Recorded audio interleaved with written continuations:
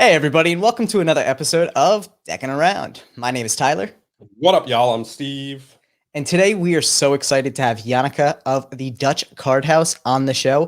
Jannieke is the faceless designer behind everything we know as Dutch Card House, The and I think, faceless, the well, faceless, like about to be brilliant. revealed designer. Yeah, and that's Yeah. the crazy thing about it is I think, everyone knows the Dutch Card House brand. Everyone loves when they see a new Paisley or a new Diamond deck come out.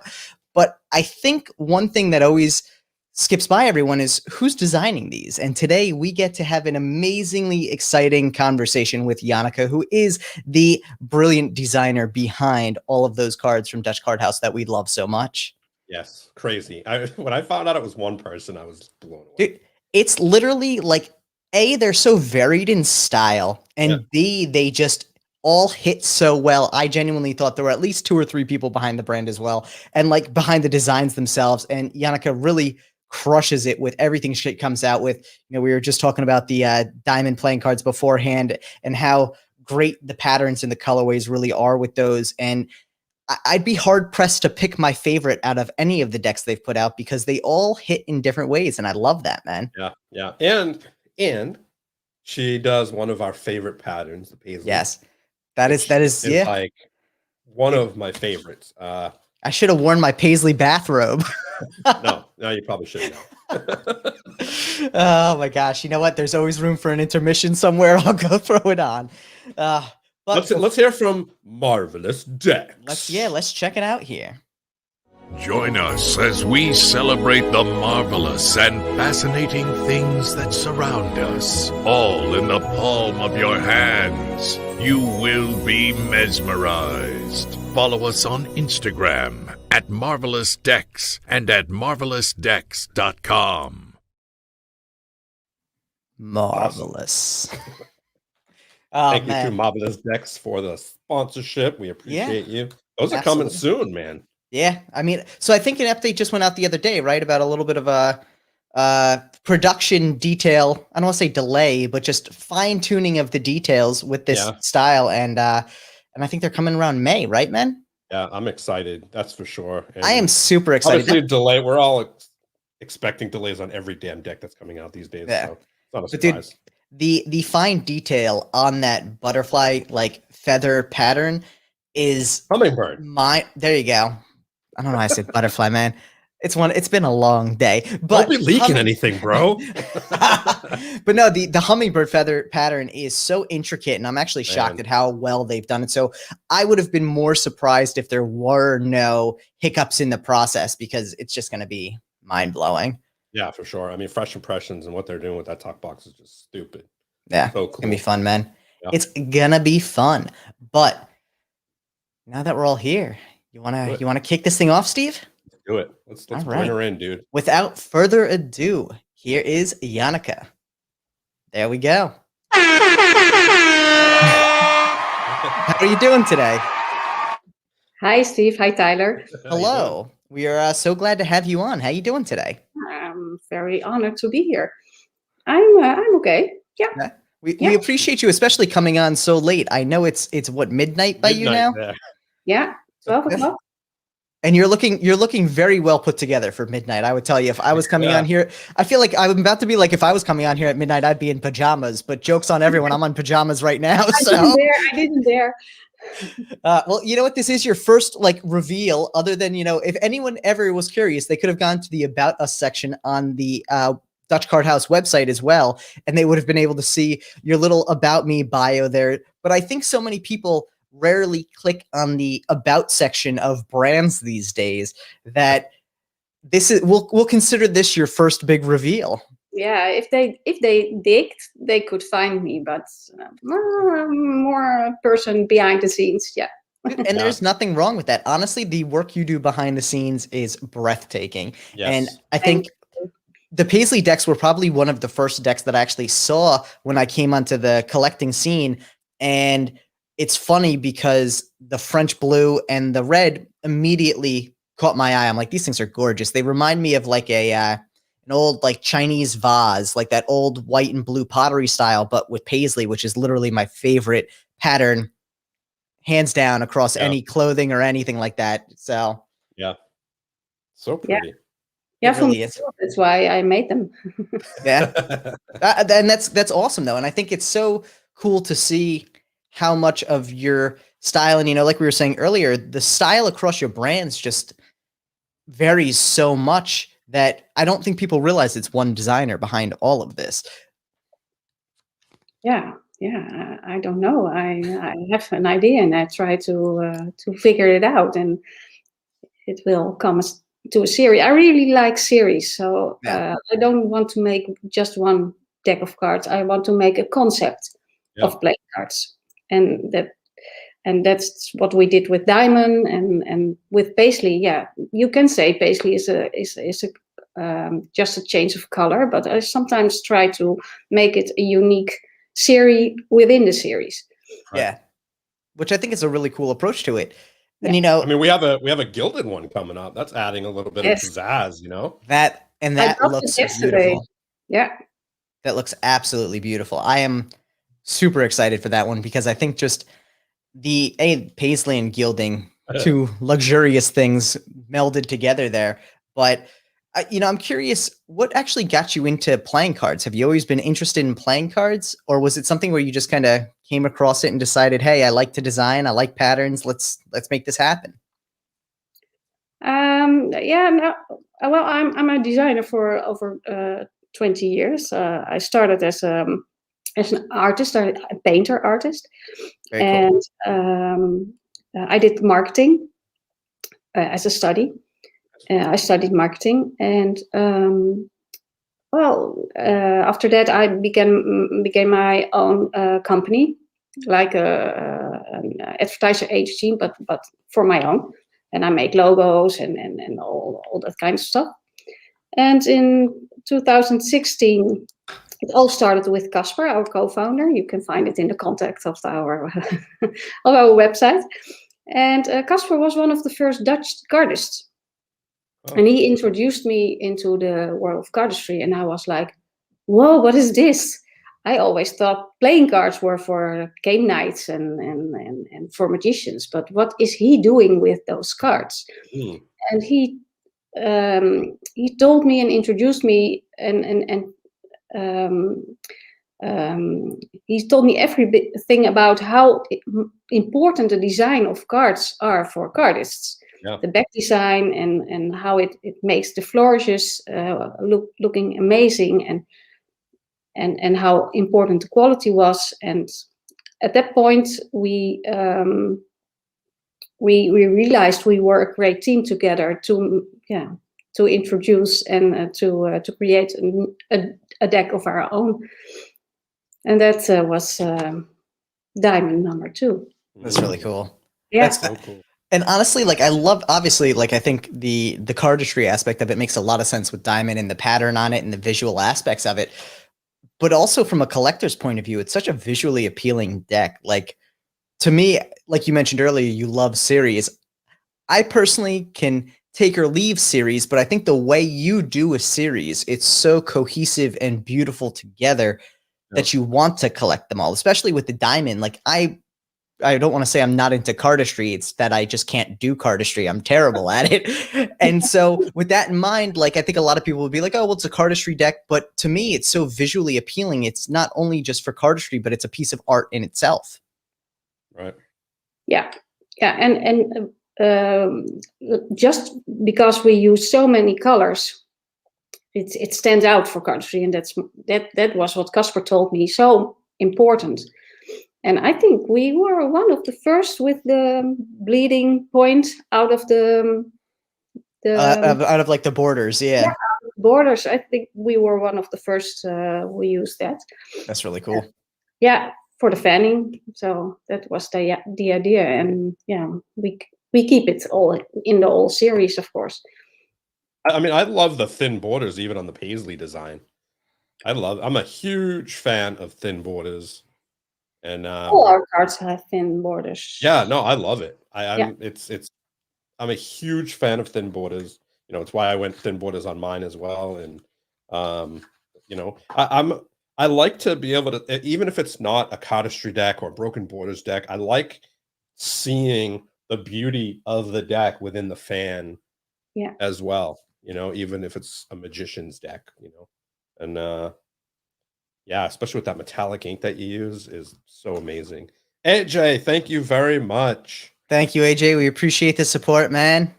I got you, bro. I got you.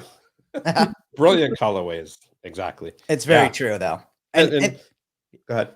I was going to say the colors just stand out so differently, too, because a lot of times I want to say, oh, there's only so many colors you can use. I know that's not true. There's an infinitesimal amount of colors. And granted, a lot of them are just different shades of similar colors. But I feel like a lot of times in playing cards, primary colors get used a lot. And I don't mean primary in the red, blue, yellow section, but in the sense of like people kind of gravitate towards, you know, colors in the way like fashion goes to seasons. So like when someone comes out with an awesome purple deck, everyone comes out with like a purple deck. When someone comes out with a really cool red or blue or something, like there's always seems to be like groupings of colors. Whereas with the cards you guys come out with, like they really seem to go outside of the box. They stand on their own for sure. Yeah, they really do. I mean, most of the colors you see, especially in the Diamond series, I haven't seen on a lot of other decks, not only individually, but then as a combination of those colors. Yeah, in the shades. And we always use like 2 shades of colors. They're how do you say it? Complements to each other. Contrasting to each other. Yeah, contrasting to each other. And so it looks like a lot of colors, but they're actually 2. But so in cool. different shades. So That's cool. Yeah. It's I mean, obviously we're talking about Diamond here, and you said that's where you started with number 2. What happened with number 1? What happened with the in-between numbers? Sure, Well, I'm not the only one. Concept numbers we don't use. Like the Chanel story. You have Chanel number 5. Mm-hmm. Yeah. And, I once read that there was a concept, number 1, number 2, number 3, number 4, number 5, number 6 sentence, and they chose the number 5 to bring on the market, and that's what we did. I sit down with Casper and I made like 6 or 7. No, that's not true. Like 4 designs, and we chose number 2. Oh, cool. Nice. That's really cool. Yeah. And so is that why the next one became number 5? Then? My computer, but never revealed. All right. That's cool. No, that's a cool concept. I like that idea. And so that's why it goes from like 2 to 5 to 8, because all those are kind of concepts in between. Yeah, we can never have a new number 1 because number 1 is taken for a concept deck that's never been revealed. Oh. And now, is there a possibility that concept would ever be revealed, or is it something where you kind of at the time chose, you just didn't? I mean, I think it would be really interesting to see that like break of sequence, because I think a lot of times we're so used to sequential numbers, even if they're not immediately sequential, you know, I guess ascending numbers getting larger, to see it all of a sudden go back to 1 or 3 or 7 would be so cool. Yeah, I know. We got a lot of questions about those. For the moment, no. They will be secrets. And so like, and granted, you don't have to tell me too much if it's a secret here, but for number 1, I'm curious, was it similar in style to the ultimate release of number 2, or was it a completely kind of different approach to what eventually became Diamond Playing Cards? Similar. Okay. Yeah, we can, but we don't. Bring it up tomorrow, and it will be fitting in the series like all others. Very cool. No, how many decks do you plan on having in the Diamond series? For now, 2, 3, 4, 5, 6. We have a half brick. Oh, nice. Nice. You got to come out with like a half brick special box or something. No, we can. Yeah, maybe next time. And next year we have a lustrum of 5 years. So Diamond is a celebration deck next year. That'll be exciting. Maybe we'll see something special, huh?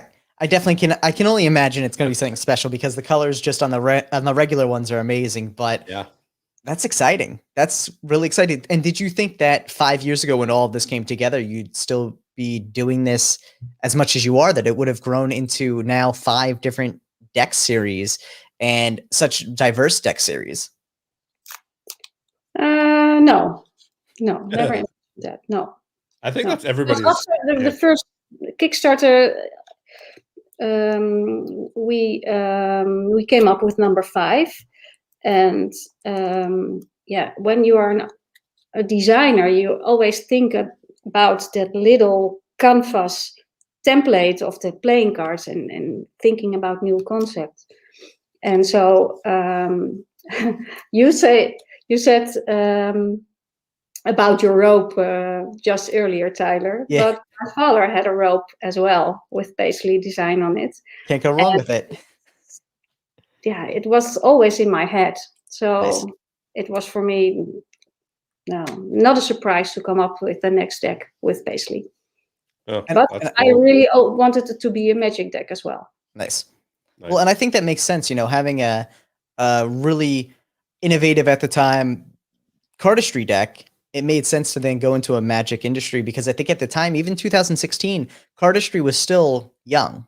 Yeah. It wasn't as developed as it is now. It was getting to be a little more mainstream, but by no means was it as big as it is now. So magic and cardistry still went very hand in hand at that point in time. You were away. You were away. I think you got. What was the question? You were away. Oh, so I was just saying it makes a lot of sense, because magic and cardistry go very hand in hand. Yeah, they do. They do. I'm sure I don't have any connection issues on my side. Yeah, it was a little laggy there for a second. It happens. That is just. Now, I have a question for you. How on earth do you maintain sanity during your Kickstarter campaigns? Like you did your Kickstarter campaign, and then you've done one after that. That's pretty brave. There's a lot that goes into the a consistency Kickstarter in how the time is between them. Yeah. No, I'm talking about just doing it in general, because Tyler and I just ran our first campaign, and it's tiring. stressful. Yeah, it's tiring. Very stressful. It's a lot of work. Yeah, I know. But well, we are going to do our 16th Kickstarter project. Dang. It's launching the 27th. Crazy. Yeah. But after 16 Kickstarter projects, you get used to the how it works. Yeah. Do you just put it up and then not follow it as much? I feel like I follow it every 12 seconds.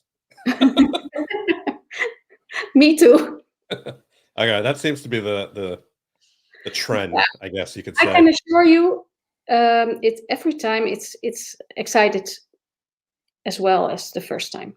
Right. Yeah. Yeah. Especially when you put something new in your campaign, right? This will be the first time you're doing a gilded deck, so that's going to be exciting. Yeah, we do. And we have a special poker set box as well. Oh. Nice. Yeah. I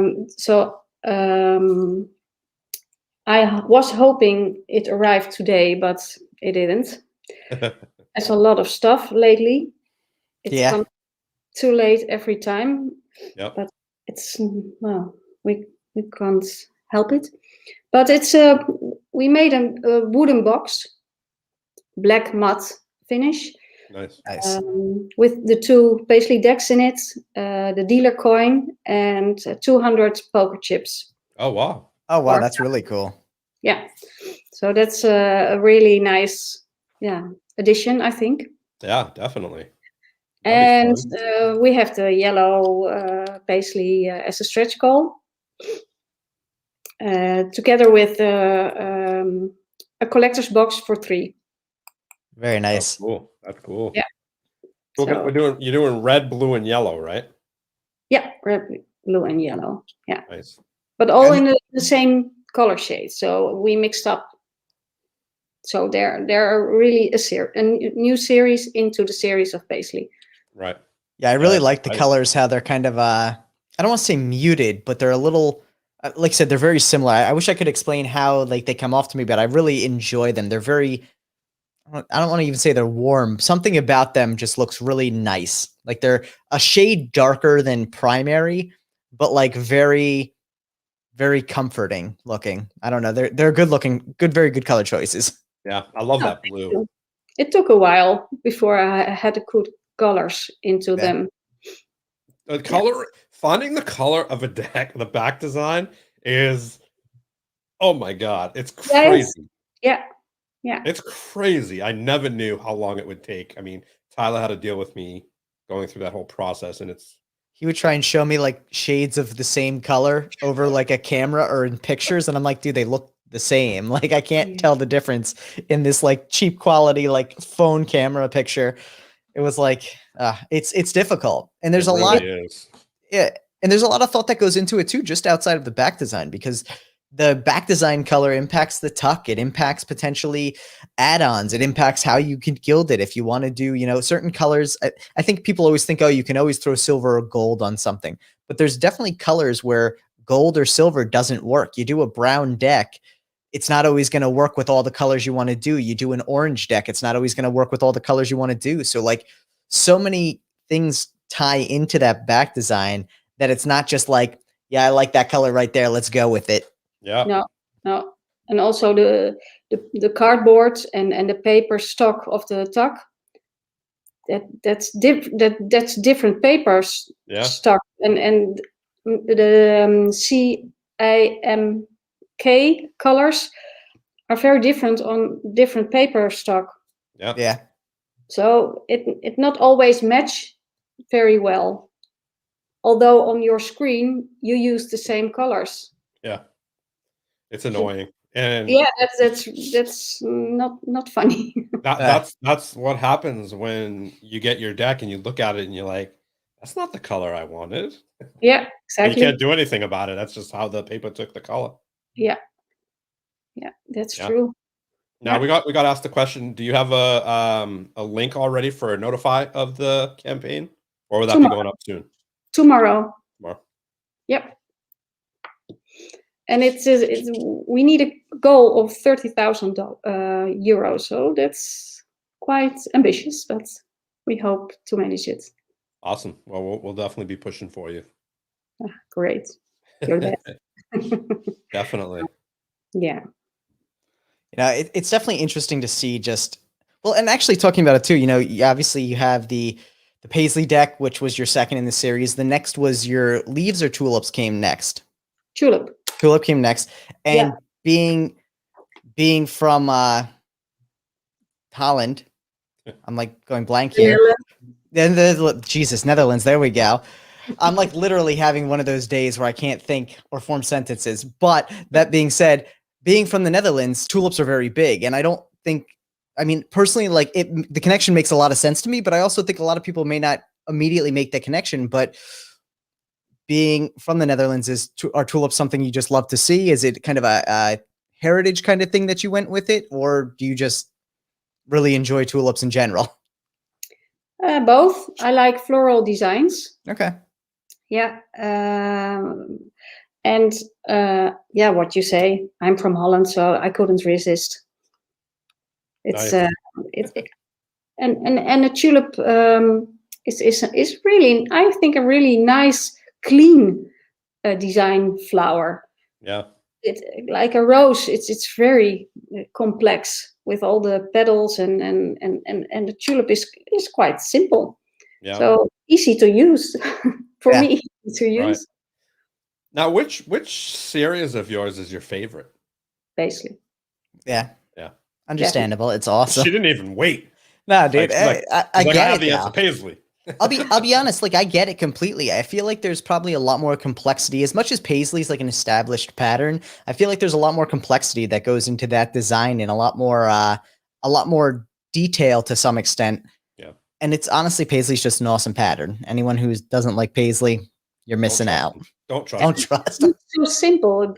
I mean, if you see the Paisley design, back design, it's like, oh, she puts here a Paisley, there a Paisley, and she's done. But it took more than a half year before I had the real good design. Yeah. And that makes sense because Paisley is directional. Paisley has accent pieces to it that really come all together. I mean, you can see it in the card back Steve's holding up there. It's not just like, throw a Paisley here and there. Like, there's so many different designs themselves that are classified under Paisley that all work together to create the pattern we know. And it's interesting because it is very detailed. And now, are all of the Paisley decks marked, or only some of them? Until now, they were all Okay. they are all marked. Yeah. So, and obviously, because you're looking to do a poker set with this one, they won't be marked. But now, what was it like trying to fit a marking system into it as well? Was that something that you, prior to designing, had actually been familiar with, or was that in and of itself a learning experience? No, the details of the Paisleys reminded me of that it's so not easy to find when you miss a petal or you color up a petal for the spectators. It's not easy to see. So I instantly thought this has to be a marked deck. Yeah. Right. Yeah. Now they marked for suit as well, or just both? Really? But suits are very hard to find. Yeah, the suits are difficult. Yeah, they're really difficult and very tiny. But they are there. Interesting. The number cards and everything, the value is very simple. But I see it. Oh, wait a minute. Yeah, I give up. Maybe not. I give up. Oh my God, Steve, That's I cool. love it. That's exciting though. Dude, I didn't know that they were marked for suit as well. Yeah, fully marked. That is exciting. But and I think it's also something interesting that once you design a marked deck, being able to, I'm sure that takes the design element to such a different level. Like we even said before, color can impact so much of the design overall, but a marking system can as well. You mismark something or realize that you're shifting other elements out of the way to make it marked can impact the entirety of that back design. Yeah, that's true. Yeah, and you just have to make it so it's obviously it has to be marked in a way that people can recognize it without being too recognizable. Like there's so much detail that goes into it. It's impressive. I'm fascinated by marked decks, but at the same time, I realize I could never figure out how to do one unless someone handed me like a pattern already and was like, put marking into it. And even that would be difficult. So I'm thoroughly impressed by it. If I had to design one, it would be a Rita. just because you have to yeah, there you go. Just shove a number in a letter somewhere and you're good to go. Yeah, exactly. Oh, that is too crazy. But so now, like you said, Paisley is your favorite. Is it also your favorite to design though?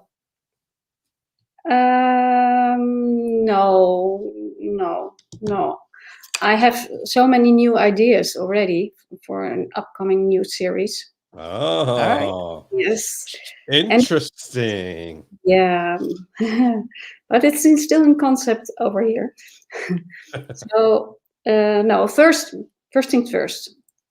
27th of April, we go live with Paisley, and that's a lot of work because that's all I'm not only the designer, I'm also making all go smooth on Kickstarter, and I do all the work.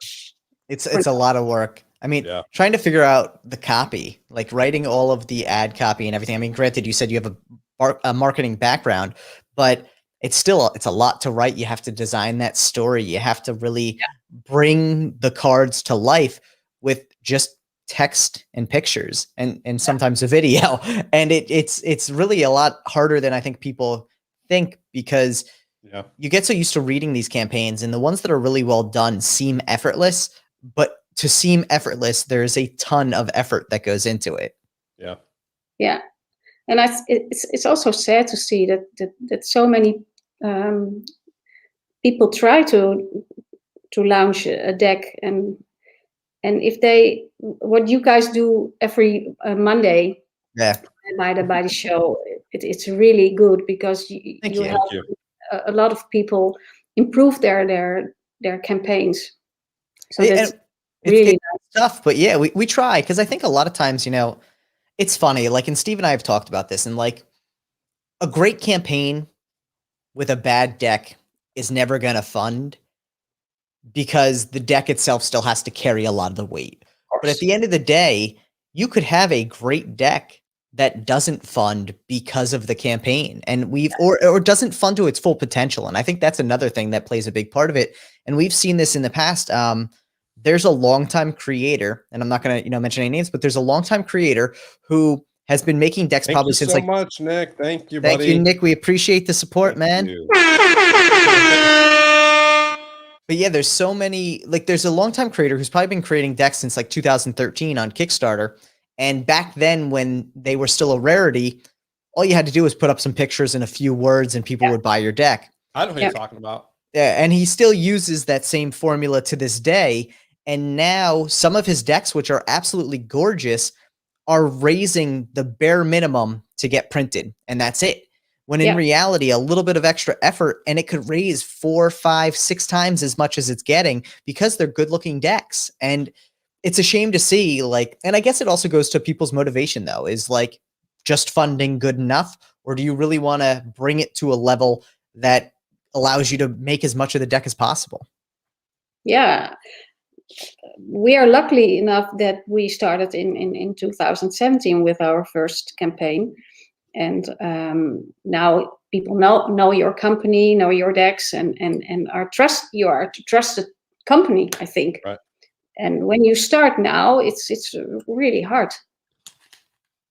It really is. There's so many decks coming out this month. I'll tell you right now, I am never ever running a campaign anywhere near the month of April. Ever. March and April, yeah, it was brutal. Ever. It's the stupidest idea on the planet. Yeah. I was like, it's highly great time. It's crazy competitive. Yeah, because it's coming off that whole lull of the year ending. So December, January, February picks back up. March, April's like prime time. And I think that's because of taxes and it's just the worst time. Everybody dropped a deck this month. It's crazy. I'm sure historically it's been very similar with it too. And like, that's what it's all about though. You build that brand loyalty, you build designs and stories that people want to buy, and you hope that they take whatever money they have budgeted for cards and put it into your campaign. Yeah. Right. Yeah, that's true. Yeah. That's true. Yeah. And I mean, there are so many people, so many tastes. So I don't mind if people don't buy our cards because they have a different taste, and that's normal. Yeah, totally. That's okay. Well, and I think that's a good stance on it too, a good position on it, because again, you're never going to be able to appeal to everyone. And I think a lot of times people want to appeal to everyone, or they don't realize that it's not worth trying to change things to appeal to everyone, because you're never going to succeed with it. And you end up probably alienating people who liked what you originally had. So you have to go with what you like and what the majority likes. Yeah. I mean, you kind of want to just, you want to do what you like, and you just want as many people to like that as possible. Yeah, that's the key. I know not everybody, my deck isn't for everybody. I just want a lot of people to like it. No, but what we experienced when we launched Diamond number 2 in 2017, we weren't famous magicians or YouTube celebrities or whatever. It all was really on the design. Yeah. So after 10 days we popped the champagne, but those were exciting days. Yeah, it's crazy. It's when Chris Ramsey makes a deck, he sells 10,000 decks. It's CDs. Yeah. But for us, Well, let's be honest. Sometimes the design doesn't matter. Yeah, sometimes it's the person and not the design. Yeah, which again though, that's all branding, and it's it makes sense, but it doesn't always make us feel good about it. So yeah, that's true. Yeah. And have you found though, like, so talking a little bit about getting into Kickstarter in 2017, have you found that the way you approach Kickstarter initially, even to now, do you find that you're tweaking and changing the way you do your Kickstarters every time you launch a new one, trying to find what works best? Yeah. I don't want to say I copy, but I read a lot of Kickstarter campaigns just to learn from it. What can I improve? And that's important because the style will change. I learn a lot from you guys. Oh, thanks. We appreciate that. Yeah. I watch every Monday. Nice. See, we love our Monday following when we did Tuesday. Tuesday, yeah, that was my fault. But it's important to keep learning from also from your own mistakes. Right. Yeah, and it's what you say. It's not only just pushing the button. Launch the launch button, but that's the easiest part of the whole thing. Yeah. It's funny because I think if you explain to people that like the most stressful part is probably those like first few minutes after until you get your first backer. Like all the campaigns out there who it's like we funded in 12 seconds, like that's awesome. That's great. I hope at some point they get the opportunity to feel what like 2 minutes with no one backing feels like, just so you can get the full spectrum there. So you really appreciate Kickstarter for what it is. It's the ability for people. I mean, it's the ability for people to support or not support or change their mind or back it or drop last minute. The amount of variation and change in these Kickstarter campaigns is crazy to see. I mean, I never thought how many people potentially drop. Like I knew people drop campaigns. I know people pledge and shift and all these things. After 14 days. Oh my gosh. My God. They dropped. It's crazy. Yeah. I'm there right now. It's so depressing. It feels almost like every time you send out an update because well, like, and you feel like every time you send out an update because you want to keep people like in the loop, you want people informed. You send out an update and then like 3 people cancel your pledge and you're like, oh man, did I remind them they were pledging this and now they canceled it? I'm like, damn, I shouldn't have sent out that update. But then you're like, but I have to send out the updates. It's this weird, like, it's this weird whole scenario because I think even it's a mindfuck. Oh my God, without a doubt.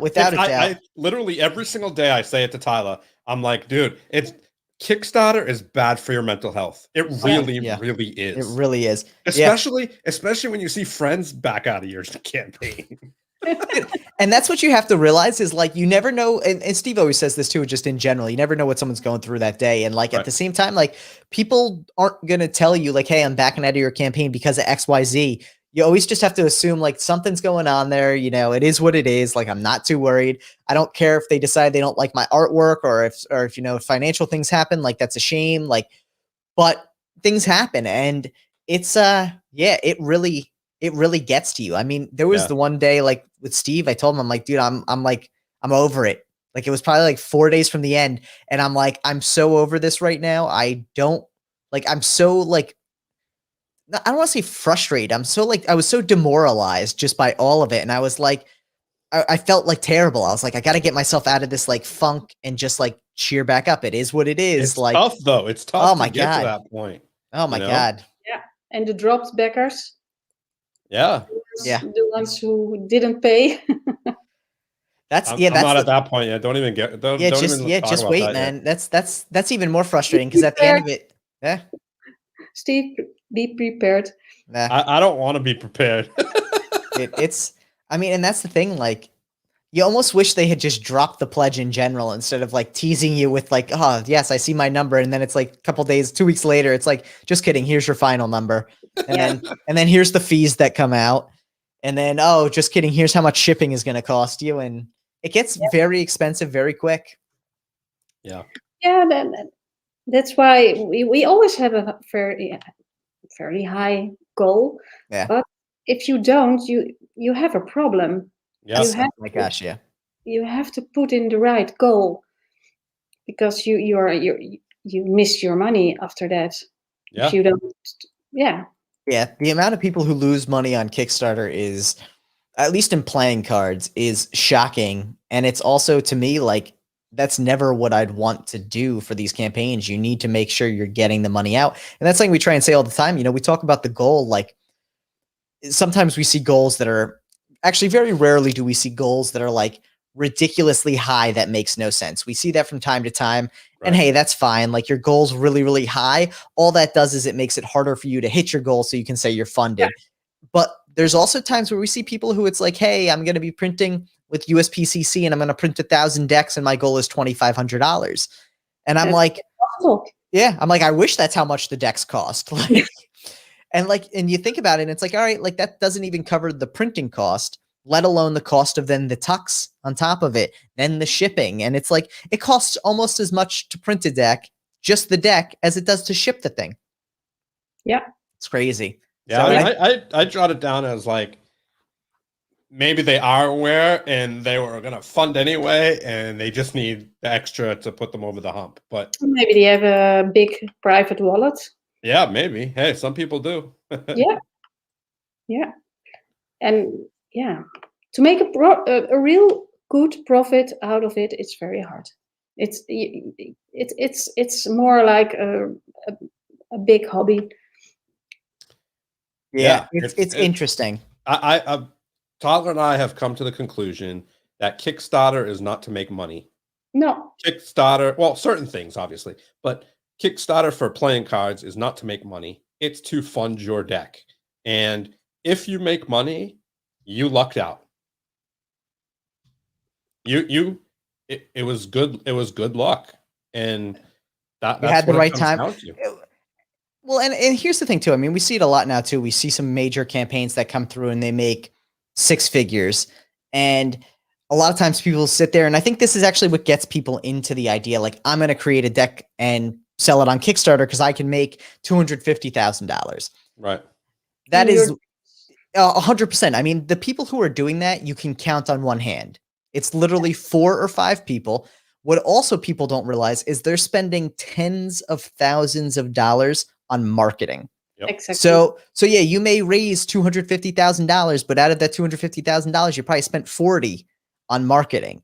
And and granted, and from my point of view, I can't say whether or not they would have raised significantly less without that marketing, or if they would have still raised a good amount. And so it's very hard to quantify, was that $40,000 actually worth the $40,000? Right. So and that's how you end up getting those big numbers, because you have a legit marketing brand who comes on, or you have a theme of a deck that is just has universal recognition.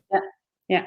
If any of the decks that we see, like if any of the Theory 11 decks came out fully designed, like foil, gilding, everything for Avengers, that would be $1 million Kickstarter campaign, because everybody knows the Avengers. But at the same time, like, unless you have those huge collaborations, it's very hard to build that visibility and that widespread appeal without marketing. So it's crazy to see. But or if you just luck out and you drop it at the right time and the right people see it and it just happens to crush. Tyler and I have seen some decks that have just demolished Kickstarter, and we're just like, I don't understand. Yeah. There's like some algorithm they nailed and we just don't know how to do it. But it happens, and then it's either luck or. Well, that's one of the thoughts I have when making a new series, because in a series, that people eventually want to have the whole series, and that's what happened with Paisley. If you go back to our first Paisley campaign, well, we funded, but not very high. Yeah. But now, the last Royal series was 500 backers. Yeah, that's awesome. It's increasing because they see the whole series. Oh, I'm a collector. I don't have that series, and I want that series as well. So it's interesting. So I'm very curious what happens next with the new series. Yeah, it's kind of funny. There's so many weird things with like marketing, right? And I was talking to a couple people that also have Kickstarter campaigns that have done this in the past, but it's, the whole cross promoting thing. It's like, I give you my information, you give me yours, and we share it on an update. You only get 1 to 3 backers for that update, which is on average. crazy. Yeah. On average, 1 to 3, usually 1. But it's like, so it's just the conversion rate of that is like nothing. Yeah. So if you have 1,000 backers and you put an update out about my next campaign that's currently running, I'll get 1 to 3 backers. And you know what, though, if you really think about it, though, that makes sense, because you look at the people you're marketing to, while we're all in the playing card industry, they may have different tastes. No, for sure. And you think about it, though, like, think about most conversion rates. I think the most generically used number for conversion rates, whether it be on social media or marketing things, is 1%. If you can get 1% of people to come from some other medium who have a shared similar interest, but not the exact same interest, 1%'s ballpark. So you figure if you go to a campaign that is 300 people, getting 3 people is that 1%. And that's on the high end. So really it's probably 0.3%, but like, it's just crazy. It's crazy. It's literally 1%.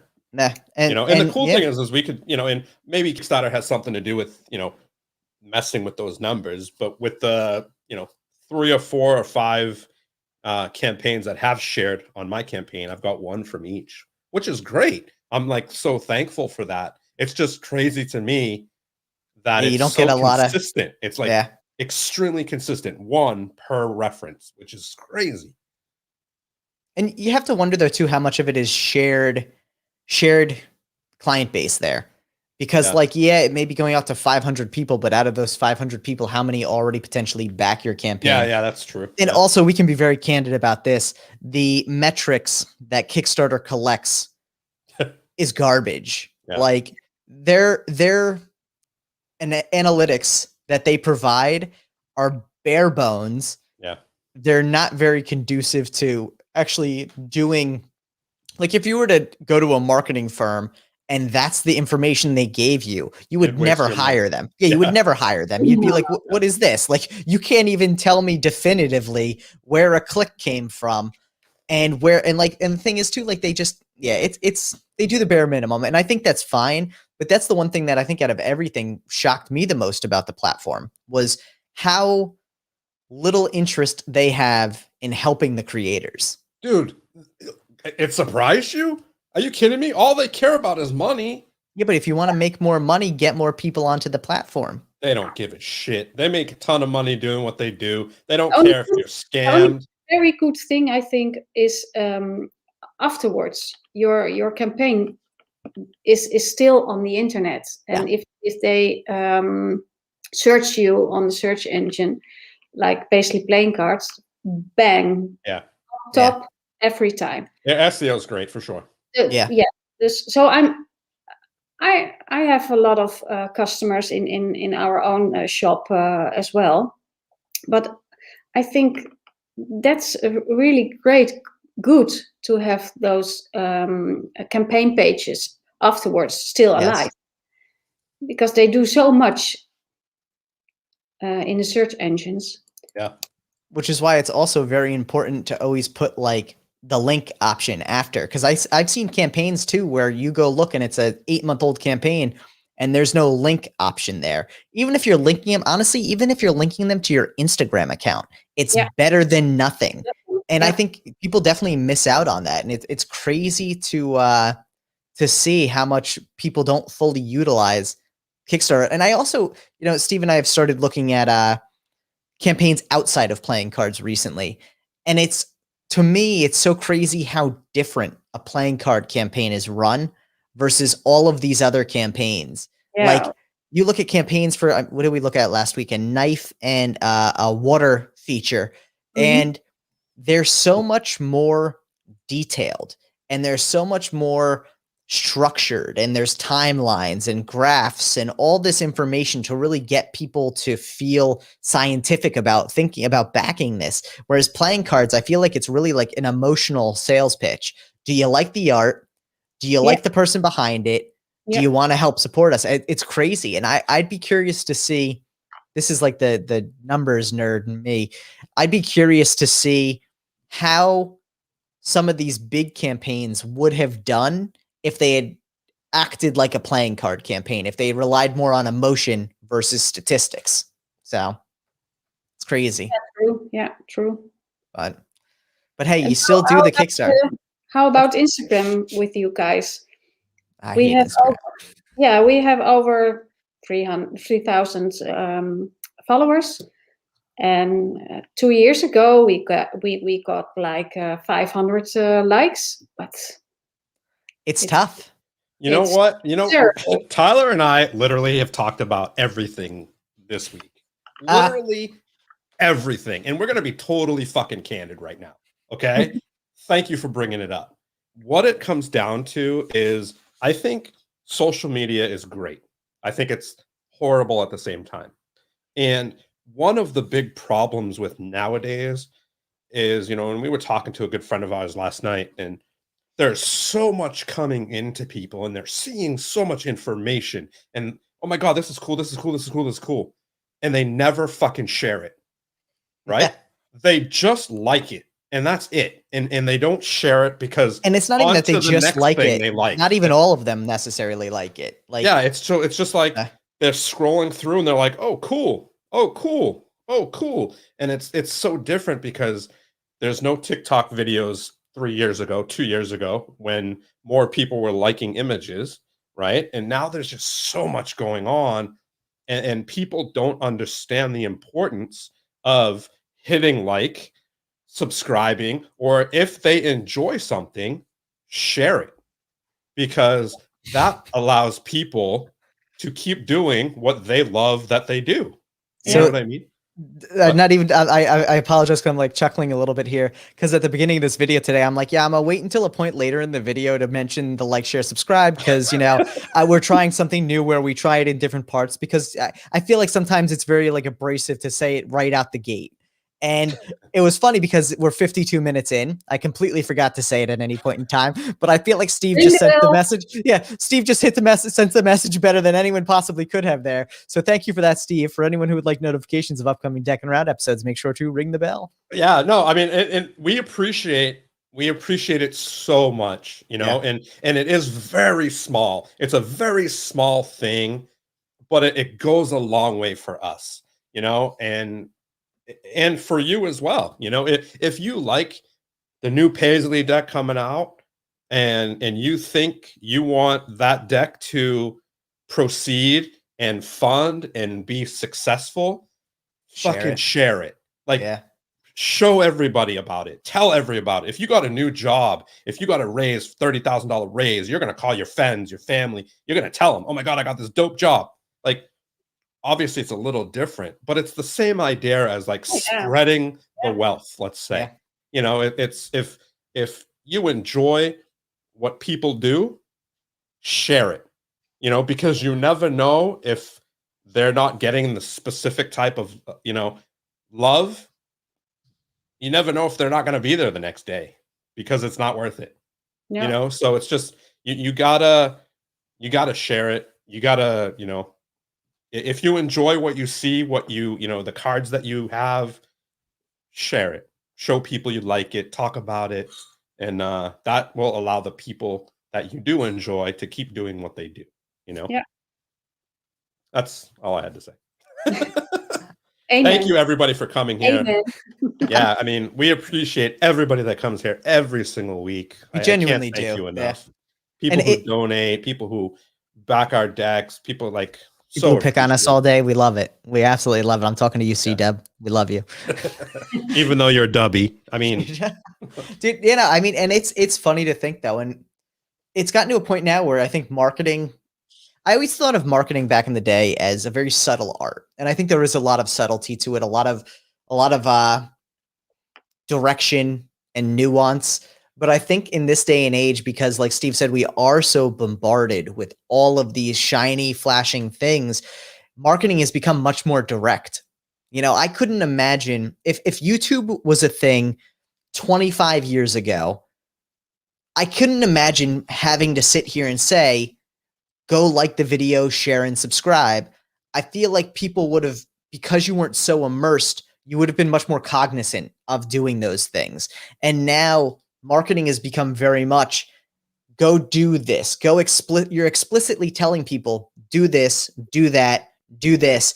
You're not like trying to like be like, I mean, think about like car sales. It's like, go get this car now. Back in the day, it would be like, don't you love this elegant car? Look how great this person looks in this car. Like you're really trying to persuade them. Now it's just like you're throwing rocks at people. Like it's so true though. Like it's true, but that's how it works. You know, if we don't tell people, everybody like the video right now, like give it a thumbs up. It's not in our heads. And I'm the first, like I am literally at fault 100%. You know, until Tyler and I started this show, I watched videos all the time and it was never in my head to hit the like button ever. And literally since we started doing that, the show, I always hit the like button, always on everything now. And I think it's just not there for people. So it's understandable. But that's why we have to remind everybody to make choices. Right. They have to go to Instagram. They have to go to Facebook. They have to go to YouTube, TikTok, whatever. For me, it's too much. It really is a lot. It's too much. I have a family. I have dogs. I want to prepare dinner, and I have to do all those things and designing and Kickstarter. It's too much for me. Yeah. And it's struggle with that. Yeah, and here's the thing that upsets me about it is we have, or let me say we had. Okay, I'm coming out about this. Tyler's like, uh-oh, what is he saying? We had a segment on the show called Community Corner. Okay. We love doing it, talking to people within the community. It was like a pre-recorded show that we did because we couldn't do another live show and have, 2 live shows a week. It just wasn't conducive to our work schedule, our families, or whatever, So what it comes down to is it's like, because they didn't get the attention or the shares or anything, it wasn't worth our time to do that. Even though we really enjoy doing this segment and talking to more people in the community, it just wasn't getting the reaction or the response. The response that we needed to make it worth it. It's because people watch it and they're like, oh, that's dope, that's cool, they'll comment, and that's great, and we appreciate that. But what it comes down to is that's where it stopped. It wasn't like, oh, go check out this person's story or this person's story. And so unfortunately that's like a segment that we had to like and for anyone who didn't know, March May Community Corner will be the last one. Sorry about that, guys. Unless you want to go to change.org and start a petition. But it's crazy to see. And I think it's really interesting. I think we've gotten a little off on a tangent here about marketing in other mediums than Kickstarter, but I think the way marketing in general, and I think you having a background in marketing could tell me if I'm crazy or not here, but I think it really has changed from what it used to be to now. Absolutely. Completely. But it's keep changing. Yeah. And that's good though. I mean, I think it's good that it keeps changing because it makes it exciting for people who are involved in it. But at the same time too, with as much as like you said, Instagram changes, I don't have the time every week to figure out new hashtags to make a post reach out to more people. It's crazy. And I think the one thing to me that I think is actually even more frustrating about social media, and this is social media in general, and this is actually irrespective of people's interaction, it's basically like getting like shadow banned, like where you are posting on Instagram and all of a sudden you notice that Instagram isn't sharing your content as much or putting it on the explore page or things like that. And all of a sudden you have a post that everyone who follows you sees and likes, but it's not getting outside of your bubble. And it's almost like these platforms themselves, it's scary how much power they have to restrict your growth by no fault of your own. Yeah. That's why they want you to pay money. Yeah. To get it out to the outside of bubble. I refuse that. Yeah. I mean, we took a look at it this time and we played around for for Warrior Women. Like I'm always interested in how those things perform. And we tried with like some of the ads and stuff too. And honestly, we got better response from cross promoting on Yeah. Kickstarter campaigns. And Steve already said how terrible that was. So it's like, it's interesting to see how all of this, and I don't want, and I'll say something here real quick. I don't want everyone to take away from all of this, like, oh, we hate social media and we Oh, no, what it comes down to genuinely is it's a very frustrating effort that you would probably call all of us on this show right now insane for, because we continue to smash our heads against a wall to figure this out. And I will tell you, at the end of the day, every day where something works out the way you want it to, you love it. And that makes it worth it. But getting to those days can be a struggle. And honestly, like, even if we had two people who ever watched this show, Steve and I, and we've talked about this, we've talked about the direction of Deckin Around in the future, where we want things to go. And I've told him, and he's agreed with me in no uncertain terms, that we will do this show, this live show, even if it's the only thing on the channel in 5 years. We will do this live show indefinitely because we love it. And it's a way that we can like unwind and meet new people and have a great time chatting. and No that's matter, Will we always have magicians, designers, and cardists? who knows? Who Magic. knows? That's up to the people that are watching the show right now. but that's your strength. You two are authentic, and I think try to that's be. marketing. Earlier days, marketing was all about making it more beautiful, more more colorful than the product was. But now they want to see the truth, and it must be authentic. And Right. that's when you don't like a company, you don't buy the product. Although the product may be something on your wish list, but if you don't like the company, you don't buy it. Yeah. I mean, Marketing. yeah, it's funny though, because I think there's an age kind of gap in that way of thinking. I think certain people in a certain age range are like, yes.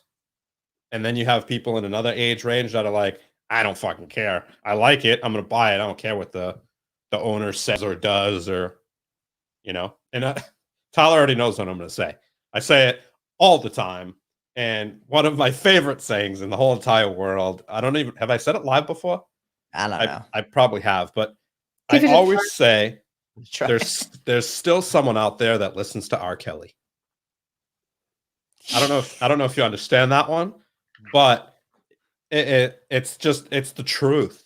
There's people out there that like R. Kelly still, and that just says a lot.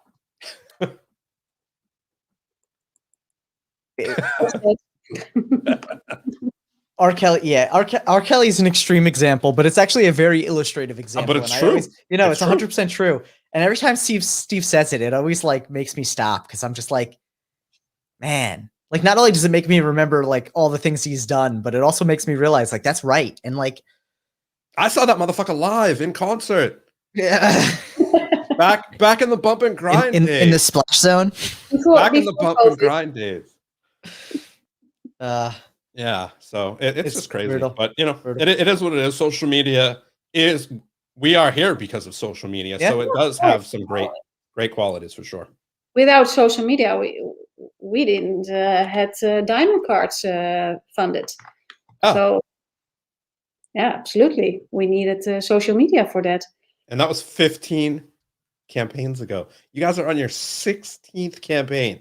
Yeah, it's crazy, right? It's crazy. Holy crap. And I want everybody to know 16 campaigns across 5 different style decks, because obviously now the shooter's deck is kind of lumped into that series, and it's all one person. Crazy. Just crazy. So I give you so much props for all the hard work you put in the creative masterpieces you come out with. It's really cool. Yeah, thank you. Well, I'm just doing what I love to do, and That's that's cool. designing, but also stay in contact with my my backers and my customers and the card community. Although I was never a face. Oh, now you are. Now everybody knows what you look like. I am. Now you're gonna have to post your face on all of your accounts. No, I no. have an idea. We'll post it and you'll just share it. Yeah, that's a good idea. Well, so before we forget, because it's on my mind right now, let's do a sniff for Stu. Yes. How's that? And we gave you a little bit of background on this before, but obviously for want career to- Stu. Yeah, Yeah. go for it. Give me the story. Oh Why- yes, I can give you the story. So Courier Stu, for anyone who doesn't know him, you should go check him out on Instagram at courier_Stu, STU. He is an Australian and a lovable guy in the community who we had on for episode 10, which saying that now means that was 51 weeks ago. Fuck hell. Yeah, that's crazy. It was almost a year ago that we had Stu on. And Stu is just delightful. We had a blast with him. Stu actually, where this all came from was Stu is known in the community for sniffing and eating decks of cards. And Stu Eating. actually, yes, he eats as well. We won't ask you to eat a deck of cards unless you'd like to. I'm sure they don't taste very good. But He doesn't eat a deck. He eats cards. he eats Let's cards say in that. general. Yes. He eats. Yeah, he doesn't eat the whole deck. I don't think he's made it up to 52 eaten cards yet, but maybe in one a day. sitting. In a sitting. Yes. But so what he ended up doing is we actually had him do a blind sniff test, and he actually identified 3 different manufacturers based on their scent during the show, and it was awesome. And ever since then, we've done this sniff for Stu as kind of an awareness of Stu and his amazingness, but also, just shouting at Stu in general because we love the dude. And, it's a fun concept to do with everybody. Yes, because the reaction, honestly, not only is it the sniff, because I think some people buy into it more than others. And when people like really buy in, it gets exciting. But I think the initial reaction when not only in the pre-show, we say, hey, we're going to have you sniff a deck of cards, but even when we tell them a second time live, people are always either like, okay, cool, that sounds awesome. Or they're like, this is still so weird. And we love the reaction. Yep. Okay. But so what deck are you going to be sniffing today? Look at that. I'm going to open the Diamond number 8. Nice. And do I have to tell the manufacturer? You don't have to, but you can. Luckily, I know. I mean, you could show us the registration, and I'm sure we'll know. Why is it not I already know who the manufacturer is. If you can't open it, it's a USPCC. Oh my god. Honestly, like they just need to fix one of those two. Get better tear strips or fix your registration. No, their tear strips are fixed. They fixed those. Oh, did they? Okay, Yeah. cool. It's just Yeah. the old ones are still trash. Yeah. Oh. Okay, well, it's bad. Yeah, have it.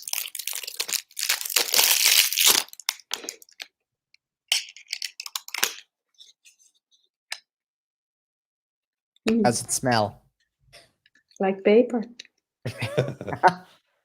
Yeah, Does I it always, smell like pink or green? I always feel like No. USPCC2 has Cardboard. such a cardboard. It has such a different scent to it. Yeah, It has a very like neutral scent in comparison to a lot of other companies. As soon as you see the colors, it smells different.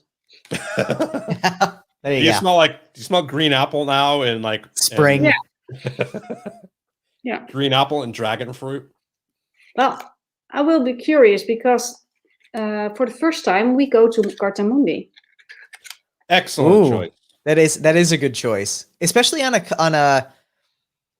I don't want to say a collector's deck. On a poker deck, I think where feel isn't as important as for cardistry and Magic. First off, Cartamundi decks feel great. Don't get me wrong. I absolutely love the feel of B9 Slimline, but I think a lot of people are still not comfortable with it. So like for something that's poker oriented, it makes perfect sense because you get a clean registration.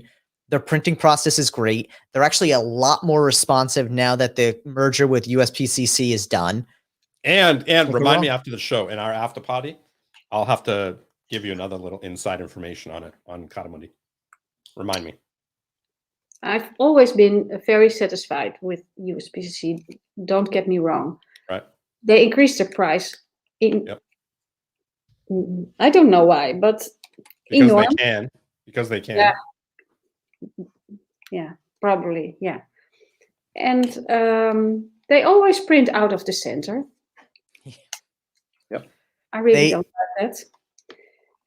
They're not good at this. They never will. Honestly, I'm a firm believer they're never going to change either with that. Like, unless if they ever do, it'll be coincidence. Like, they have to buy a new machine Because the other one is because done the other or one something. breaks or something. Yeah, and that's what's going to fix it. It's not them actually fixing it. It's a new machine. Yeah, So I agree. It's pretty sad. Like everything, like they increase their prices. They put like a limit on, or on crush stock. You have to get 2,500 now. Yeah. They just make it So sad. all these different things that, like, their tuck boxes are more expensive than Clove Street Press. yeah, And which Clove is Street crazy. does 10 times better work than they do. Yeah. So it's like they just have all these things about them as a company that just doesn't pan out. It just doesn't understand. I don't understand. Doesn't make sense. Yeah. So it was a no-brainer for me to choose Cotamundi like that. Like the response, they actually respond to you. They actually share your shit on. They actually share your stuff. Yeah, they on actually social help media. you. And communicate in Dutch. Yeah. Oh, do Yeah. they? They're Belgian. That's There you cool. go, yeah. Oh, yeah, that's true. Yeah, that's so So- cool. That's easy. I Yeah. think the interesting thing about Cardamundi, and this is like my stance on it from a production point of view, there's two situations I wouldn't recommend Cardamundi. Metallic ink under 2,500 decks because their price point isn't competitive.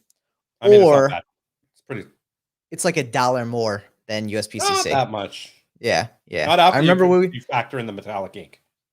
Yeah, no, I remember doing all the math with you. No, It's like for $1 me- more. Neither. Really? Huh?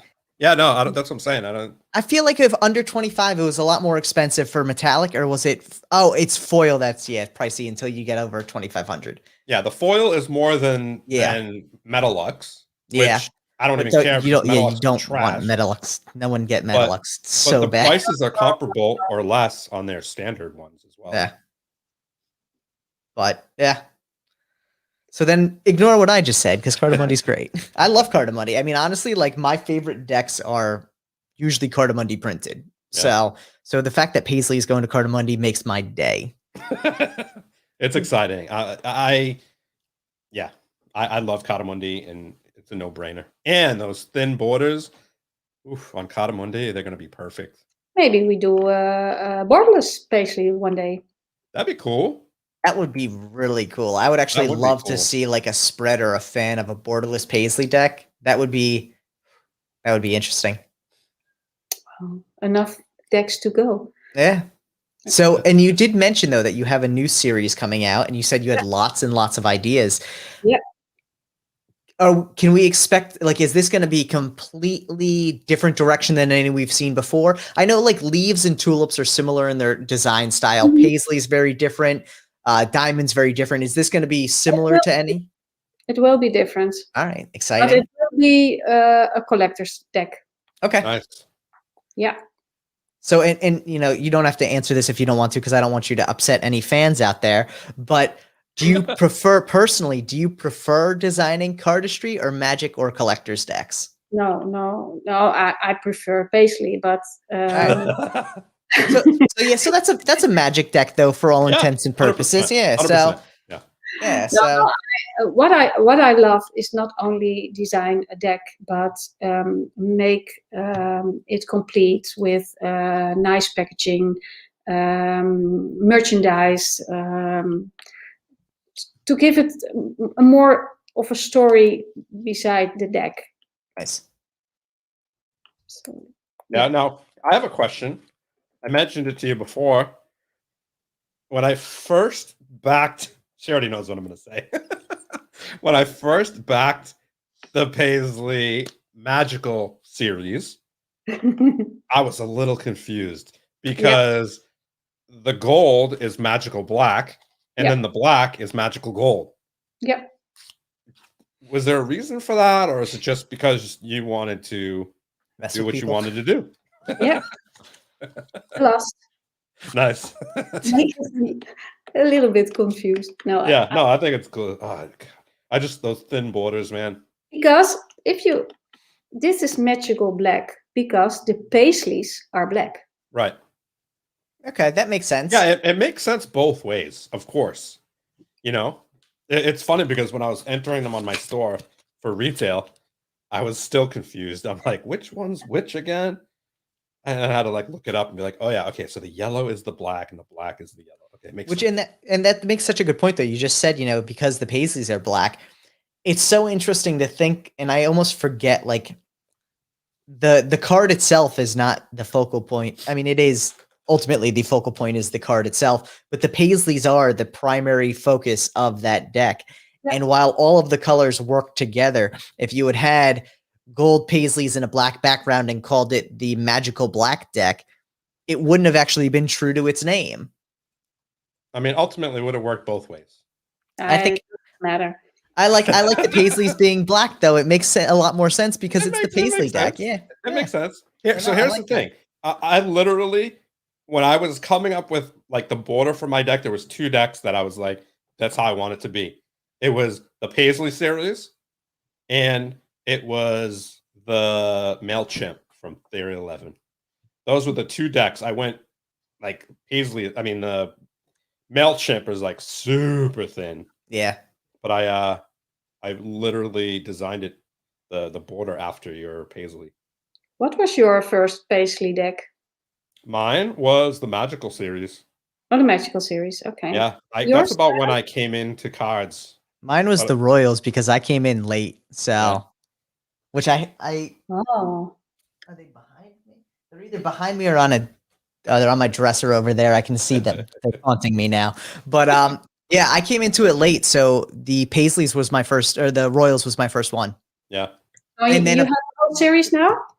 But no, I wish I told Steve, I'm like, oh, if you ever find like a good deal on like the French blue ones, let me And the know. Ruby Red. Yeah, and the ruby red. And he's like, yeah, good luck. And I was like, dude, yeah, I love just the simplicity of the color of it. Like I said, it reminds me of like Chinese pottery. It's Dude, just that very blue, clean. that blue metallic. I'm a huge fan of blue. That blue metallic is adequate. This exact blue metallic color will be on the new series as well. Oh, nice. Oh, nice. That's gonna be awesome. Integrated. Such a cool color blue. Yeah. Yeah. Now you said you wanted to do a giveaway for those, right? Yes. So Tyler, you have to subscribe. join the giveaway. So I feel like I should probably be. I think you must. I feel like I need to be like excluded. Otherwise, I'm just gonna we're not gonna include him. He's pick a gonna winner. miss It's out on definitely this gonna be me. one. No, honestly, to give Tyler for his birthday now. there you go, Steve. There you go. It's unfortunate because his birthday already passed, so he'll have to wait till next year. I'll wait till next year. I'm patient. We know this. I'm patient. It gives you time to find one, Steve. Yeah, at a good luck reasonable with that, price. But that being said, Steve and I kicked around a couple ideas for this. We Oh, before we do, Rob Charles asked a super cool question. Rob, awesome, amazing question. Jannieke, Can you teach us a Dutch sentence or word? I feel like Dutch is not an easy language. Dude, she knows Dutch, bro. I know, but I'm saying for me, it's not an easy language, man. You think you're gonna be able to cares, say it? dude? You can't even speak English. Bro, this is our first 2 idiots lesson. Just deal with it. Also, don't give away new ideas, Steve. I didn't say anything. I just said. All right. So how do we speak Dutch? How do you say? Let's do a request. How do Okay. you say "fuck that" in Dutch? Oh my god. I want Valdoos. something I'm going to use all the time. Fuck, that is val dood. Valdoos. Val dood. Fall Valdood. dood. Fall dood. Val dood. It's Valdood. it's not literally translated, but it's the same. General meaning. Yeah, that's fine. that That's works. perfect. That way I'll be able to use it on a It's like day-to-day basis. Drop that. What was that? Drop that. Val dood. Oh, I don't want to tell someone to drop dead. All right, let's think of a nicer one. Let's see. What else can we say? C-Dub says he knows double Dutch. Oh my goodness, C-Dub. What would we do without you, buddy? Stu says fin dag. I don't know what that means. I guess he's trying to say things to us. Good day. Good day. Good That day. means good. Okay, that's a lot nicer than I expected. Or here you go. Cozy. What is that? Cozy? Gezellig. Gezellig. Gezellig. Gezellig. What does that mean? Dude, I'm Jewish. I should be able to do that pronunciation. It sounds like you have like phlegm in your throat. That's the Jew in me. What do you want me to say? Oh my God. What word can we let's all right. How do you say let's do a giveaway? That's the word. And the phrase. Laten we een giveaway. It's a giveaway. Weggever. Een cadeautje. Cadeautje? Cadeautje. Cadeautje. Okay. That's the one we're gonna do. Steve, to kick it off, you gotta say that. So how's this? Then let's just find an easy one. How do you say hello? Hallo. Oh, perfect. I just learned Dutch. See, that's what you got to do, man. You always got to ask the simple words. How do you say let's do this? Laten we het doen. Laten we het doen. Laten we het doen. Laten we het doen. She's like, no. All right, let's do it. Laten we het doen. Laten we het doen. So we had two ideas here. Yes. We're either going to do something related to identifying the number of a diamond by showing one of the cards, but I actually had a better idea that came to me, and this is a little more, you know, a little more objective, I guess, to some extent. So what we're gonna, I'll propose this, and we can decide whether we want or not. You'll propose? Okay. I'm gonna propose this idea here. This is not me saying this is the giveaway. This is me thinking about it out loud. Okay. What if instead we have someone come up with a color combination for a future Diamond playing card deck, and whoever comes up with the best, and again, like I said, it's very subjective, the best color combination wins. Yeah, good idea. But what happens if 3 people make the same combination? That is very difficult. Okay. And you have to give 3. No, I'm just kidding. So let's see here then. All right. So how about the first person that comes up with that great combination? What about those decks are numbered? The one who is coming the closest to the numbered deck. Oh yeah, they're numbered. That works. I forgot about that. See, this is why Steve and I are terrible at coming up with giveaways, and it always comes down to our guest figuring out something better than what we say. So thank you. You know what I want to see? I want to see an all white. I want to see an all white Paisley with like deck relief, like spot ink on it or something. No, just all white with black Paisley, and it could be called Steve. Or all white with silver. Yes, or that. Yeah, something very subdued, like a jacquard pattern fabric, where it's like kind of like a relief color on it, where it's a similar color. That would be very like interesting. Yeah, I just love really classy, sexy, plain color, like white. I'm all about the white, and yeah. So we have two questions that I think are relevant for this. What was the print run on those? Just so people know what the maximum range is for numbers. It was 1,500, correct?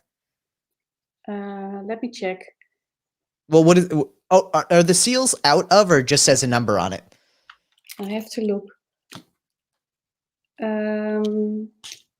It's 1,000 of each. Okay, so it's out of 1,000. And the other question was, are they matching numbers? No, random. Okay, so why don't we say the closest on the blue one? Because I know Steve likes blue best. Actually, you know what? Which one is your favorite, the blue or the red? My favorite. Yeah. I can't choose, sorry. Okay. So we'll go with the blue then. So whoever gets closest to the number on the blue will win. So and we haven't started yet. Let's see. I mean, there's a whole bunch of numbers in there already. We can yeah, but we're gonna start right now. So if you've set a number right below my comment, that's where we're starting to count them. All right. So, and what you can do, Jannieke, if you want, the private chat on the right hand side there. If you just type the number in there, that way we can keep an eye out. What we're also going to do is you only get one guess. So you can't keep guessing numbers. Whatever your first guess is, that will be it. And we're going to give everyone 2 minutes to get a guess in. And at the end of the guessing, whoever got the closest with their first guess will win it. Dang, I see someone who's really close already. I opened the thing and I forgot to look. So I yeah, see someone extremely close. there are some there, dude. Yeah, there's some solid guesses. Price is Right rules. You are okay to go over. How many viewers do we have? We've got We have about 16 people watching on YouTube. We got about 20 people going total. Yeah. And they are really rare. They are really They rare, are and they're rare. beautiful. These are probably, I don't even want to say these are my favorite Paisleys because I think all of the Paisleys in their own way just hit me differently. I love the Royals. I love the magical black and the magical gold ones, but these are gorgeous. My favorite is the magical black. No, magical gold. I always have, yeah, magical gold and the French blue. Those two are my faves. French blue is nice. See, I like, and Steve's not a fan of red, but I like both the French blue and the ruby red in this series. All right, so we have about 60 seconds left on this, everyone. For anyone who is watching on Twitch or Facebook as well, you can just drop it in the chat. I am monitoring all of them, so I see all the numbers coming in. Halam, we're going with your first guess anyway. So if you put 2 in there, we're putting your first one. I saw your first guess underneath my thing. If anybody goes with more than one, we'll do their first one. And how about the green? Do you like the green? I actually, first off, and I'll be honest about this, I always forget about the green because it's like a Christmas one, but I love it. And I love the fact that it's like a Christmas one. God, the metallic ink on is just so pretty. Yeah, but the cards themselves are not Christmas at all. Right. Yeah, it's just the tuck for some reason. It just always throws people off, the fact that it says Christmas. I think a lot of people are just like, oh, it's Christmas, you know, but they don't know it's just a green colored deck, guys. You could actually make Steve's year if later this year you did a blue and white Hanukkah tuck for the Paisley deck. I'm just throwing that out there. He's been asking a lot of people for a Hanukkah deck, and I haven't seen it happen yet. So I think I have an idea who's going to do a Hanukkah deck for me. That would be a fun one. I think I know too, but I also don't know if that's going to be the Hanukkah deck we all want. Oh, that's the Hanukkah deck I want. That's for damn Oh sure. my god. All right, guys. So we are going to close it out here. Any last minute guesses, throw them in now. You got about 30 seconds. That's what I'm going to give everyone right here, right now. 30 seconds to go. Any guesses after that? Chris says Lautrec will do it for you. You sure as hell won't get it in time for Hanukkah, though. Yeah, maybe Hanukkah 2029. Oh my And gosh. if I want him to do a one deck for me, it's going to be like $900 deck. You know what, though? It might be worth it. You get 2. Good point. And the second one will pay for the cost of all of them. Exactly. But, all right, we are closing it out here. Let us take a quick look. I already know who the winner is. I know, but I'm just double checking, Steve. You have quick eyes, Steve. I started following it right from. Yeah, we have. So to give you all the info here, the number was, where are we at here? 737, and Halam the won. winner for this is Halam. I'm trying to find. There we go. Halam came in with 723, which I gotta tell you, that's a lot closer than I was expecting. It was also literally the first guess after Steve's comment. Yeah, and his so Justin put in 789, which is also a great guess. And then it's funny because Halam put in another number, 789, which obviously his didn't count, but his first one counted. But it's kind of cool that 2 people put in the same number. Yeah, dude, I love it. But guys, congratulations, Halam. Reach out to us reach out to Jannieke at the Paisley Playing Card account. Yeah, Paisley's probably the best. Yeah, and she will get you all squared away. Congrats. Yep. You want to put up his name real quick for her again, just so she can see it? Just with his dude comment. Yeah. Dude. Okay. Congrats. Congratulations, buddy. I'm not gonna lie, man. I'm jealous. these are mine. So you will get new ones, but also numbered. And but these are mine. That's awesome. I like the fact though that you keep your decks as well. Like I know a lot of Yeah. designers who don't keep their own decks, and it seems like you obviously enjoy playing cards across the board and make sure that you keep them. So are there any of your decks that you don't still have? No. Okay, good. She's like, I'm not that stupid. So really, she's a real collector here. She has all of right. them. Dude, I have I'm my gonna keep very 100. first- This is the first prototype ever. Oh, that is awesome. Diamond number 2. An NPC deck. Which 1 out of 3. I'm sure that was not when NPC printed decks that handled great. So their decks now are complete. Do you still get prototypes when you do a new deck? No. No? All right. Their prototypes and everything, their stock feels significantly different than it used to. It's much better now. Yeah. Because they don't make the special tucks, and that's the only thing I need for. Yeah. Now, who are you using for your tucks? Sorry? Who will you be using for your tuck box? Well, before we did with Gambler Warehouse. Mhm. But we changed Cartamuni now, and I'm searching for new suppliers. Yeah, we'll talk to you after the show. That's good. Let's do that. Yeah, for sure. We got you. That's cool. No, thank you for doing that giveaway. That was awesome. And Halam, we're super excited he won. I'm super jealous. I'll be honest. Cool. They're dope decks. You're gonna love them. And honestly, I'm glad also when we said that if you don't like Paisley, like you shouldn't trust somebody. Steve's just kidding there, though he may not trust you if you don't like Paisley. But I'm glad no one was like, I don't like Paisley, because Paisley's just a great pattern. I think everyone, like at some point or another, has had a memory with it. You know, like you said, your father's bathrobe. I know for me, it was always like my dad's ties were Paisley, and like especially in the time, because that was such a popular pattern. It's still such a popular pattern, but yeah, it's like it's timeless. It really is a timeless pattern too, which I think is so cool about it. I can't wait to see what's next. My gosh, I am super excited for whatever the next series is going to be. Do we have even a rough estimate on time for that later this year? The time we launch? Not for the new Paisley. That's the 27th of April, right? 24th? Yeah. 27th. 27th.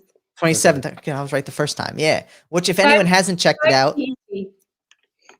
All right. 5 p.m. CET. Okay. Nice.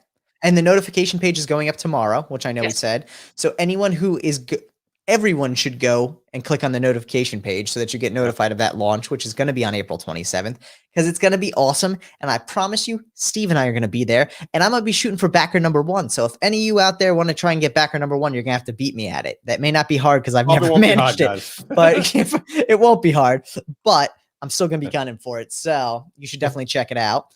But with that in mind, did you do the paintings in the background? Yes. Those are cool. Very cool. I love them. I like to paint portraits of people and animals. Okay. Nice. What's your favorite? Like, I know you mentioned you have dogs. Do you paint a lot of dogs, or what's your favorite animal to paint? Dogs, chicken. Chicken? Where do you hang chickens? Are they in your bathroom or your kitchen? Birds. Oh, I love all animals. There you go. Yeah. What's your dogs' names, and what kind of dogs are they? We have 2 brown Labradors. Okay. And their names are Oscar and Flora. Very cool. What are they? Oscar and Flora. Oh, Flora. Flora. Which it's interesting too, because I know you mentioned earlier that you really love floral patterns. You mentioning her name brought me back to this. But when you held up the number 8s that you sniffed earlier, the colors really spoke to me of flowers now that you said it. And I realized how cool that is, that not only in decks that you have that are about flowers, there obviously is floral motivation, but do a lot of times the colors that you choose come from natural inspirations that you see around you? Or is it more so looking at like a sheet of colors and picking what you like? No, it's natural. Yeah, because the nature gives us so many beautiful colors, Yeah. and I like to see that and take the inspiration out of those. That's so cool. I Yeah. mean, there's endless colors, right? Yeah.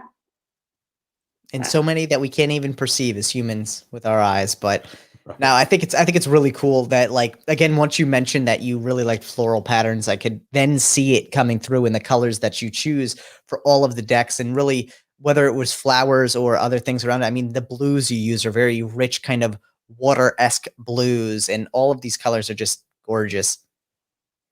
We actually had a Next one. I'm really excited. You're doing a great job teasing this, and after, I hope you can show us some sneak peeks here, because I'm very excited. But we actually had a question come in from Stu here too, which I wanted to pull up. Who is your favorite artist? And I don't think it has to be specifically playing card related, but you mentioned that you kind of start out as a painter. But in general, who's your favorite artist? Whoa, that's a difficult question. You can name a couple if you want. Sometimes I feel like people have lots of favorite or multiple favorite artists. I like the old school artists.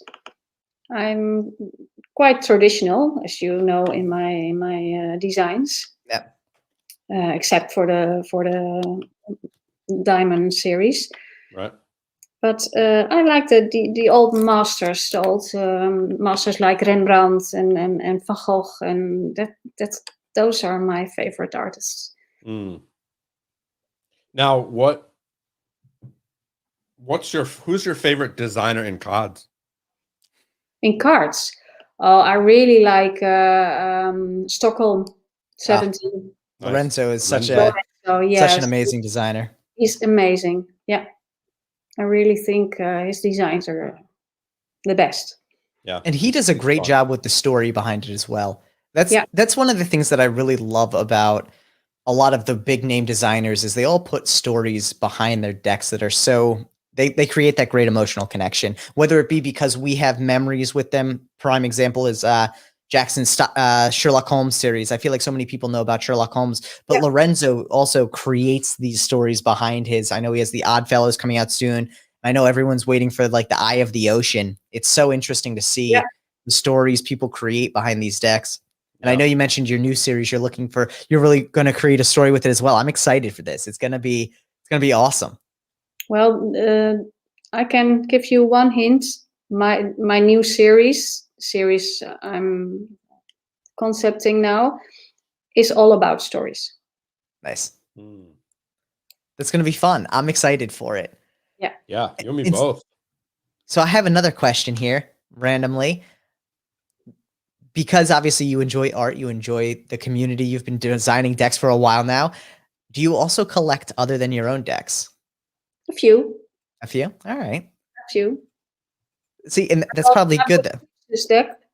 What was that? I bought Steve's one. Oh, there you go. You did? Yeah. Oh my God. Thank you so much. That's amazing. Dude, that is too funny. Shucks. That's awesome. That is too funny. Thank you. And Nick wants to know if you like Bernini. Oh, yeah, sure. I live partly in Italy, so yeah, I should. Yeah, but great artist. Yeah. Bernini sounds like a wine. It sounds like a fine wine. Yeah. Can I have some Bernini? They have some very fine wines here. Yeah. Yeah.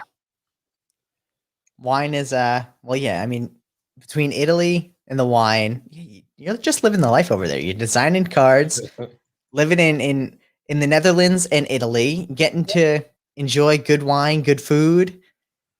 And I'm enjoying life. Yeah, that's what it's all about though. Yeah. I'm doing what I love to do most, designing. Now, do you ever get out to ride a bike? No, not here. Really? Because I mean, Amsterdam's like the bike capital of the It's world. on top I had to of the ask. mountain, so that's not possible. Oh, okay. But in Holland, yeah. Who doesn't? Yeah, I know. It's we were talking about that before. It's I used to live in Davis, California, and that's where my girlfriend Leslie's mom lives, and it's the bike capital of the United States. So it's pretty cool to see all the bikes lined up, in a specific area. Cool. Yeah. And you, Tyler, do you ride a bike? Not anymore. Mm. I don't know. I haven't ridden a bike in a very long time. Maybe like every couple of years I'll go like easy mountain biking. And like, yeah, like, I'm not doing anything crazy. You can't get on a bike once every 3 years and expect yourself to be like a professional mountain biker. But I haven't biked on this. I haven't taken a bicycle out on the street in a very long time.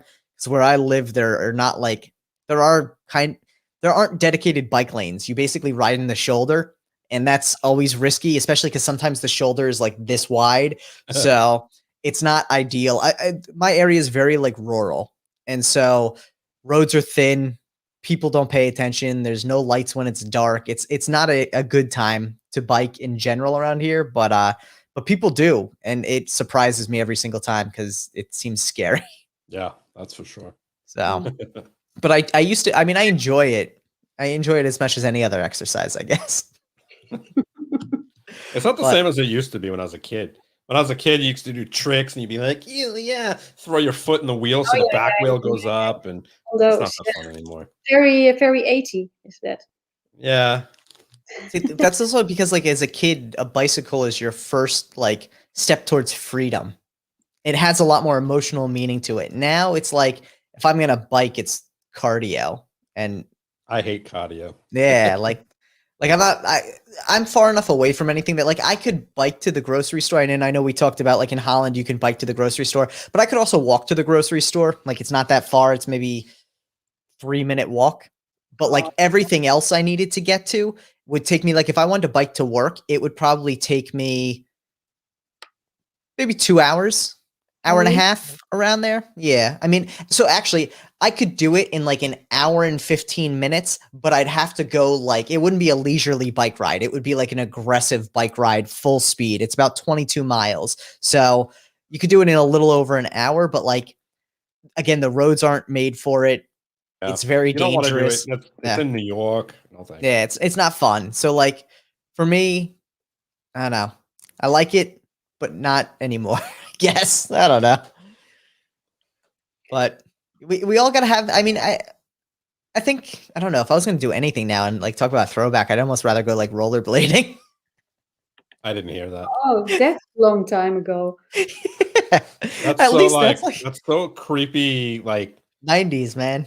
Like guy runner shorts that still, it's just creepy. Rollerblading's creepy. I can picture Tyler wearing a robe doing rollerblading. Sure, why not, man? I just got to make sure it's tied right. We actually had a question come in from Anthony here. How much of your design process is done by hand compared to digitally? Good question. Almost none. Okay. Any so none by hand, all digitally. Yeah. Yeah. Cool. And is that just because ease of creation, or I mean, it probably is a lot more difficult to sketch things out? I draw with a digital pen, but okay. Yeah. Yeah, not so much pen and paper anymore. No. Or kind of like pencil, or the canvas, but it's the real painting. Right. Or digital. Yeah. Okay. Makes sense. I feel like we always get this question too, but I'll ask it. Do you use Photoshop or Illustrator? Both. All right. Not for the card designs, only Illustrator. Never a Photoshop design. But I use Photoshop for the renders for the Kickstarter campaigns. So you do all your own renders as well? All. Dang, you're just like that's impressive. Horse. Yeah. You are no messing around. You are like, I do my own shit. Sort of. Nice.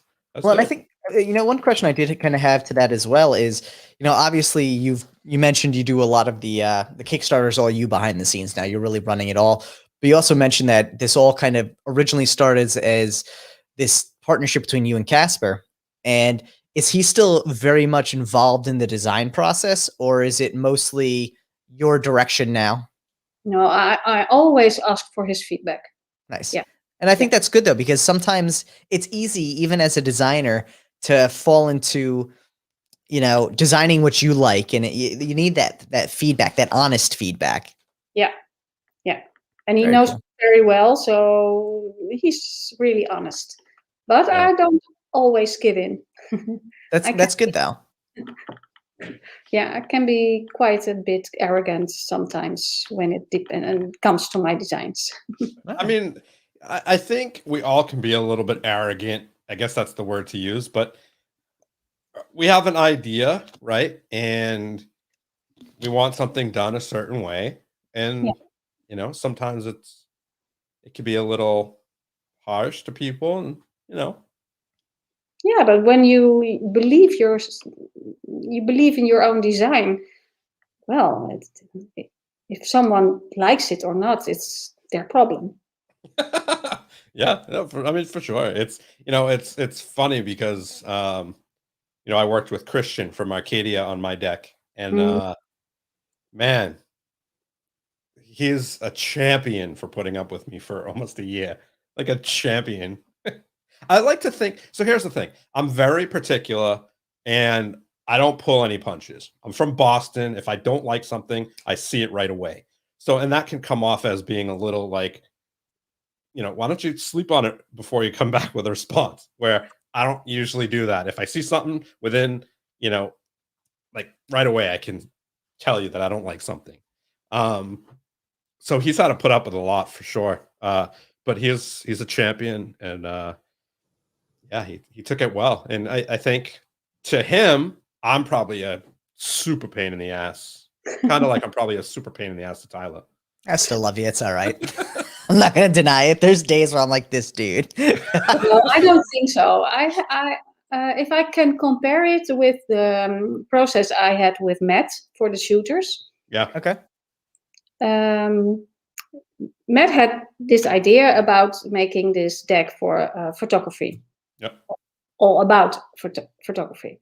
hmm And he likes the Paisley style. So that was for me quite a challenge to make something for another person. And Yeah. he had like you and what was his name? Sorry, Christian. Christian. Christian. Sorry, yeah. Yep. Yeah, you grow to each other in that concept, and Right.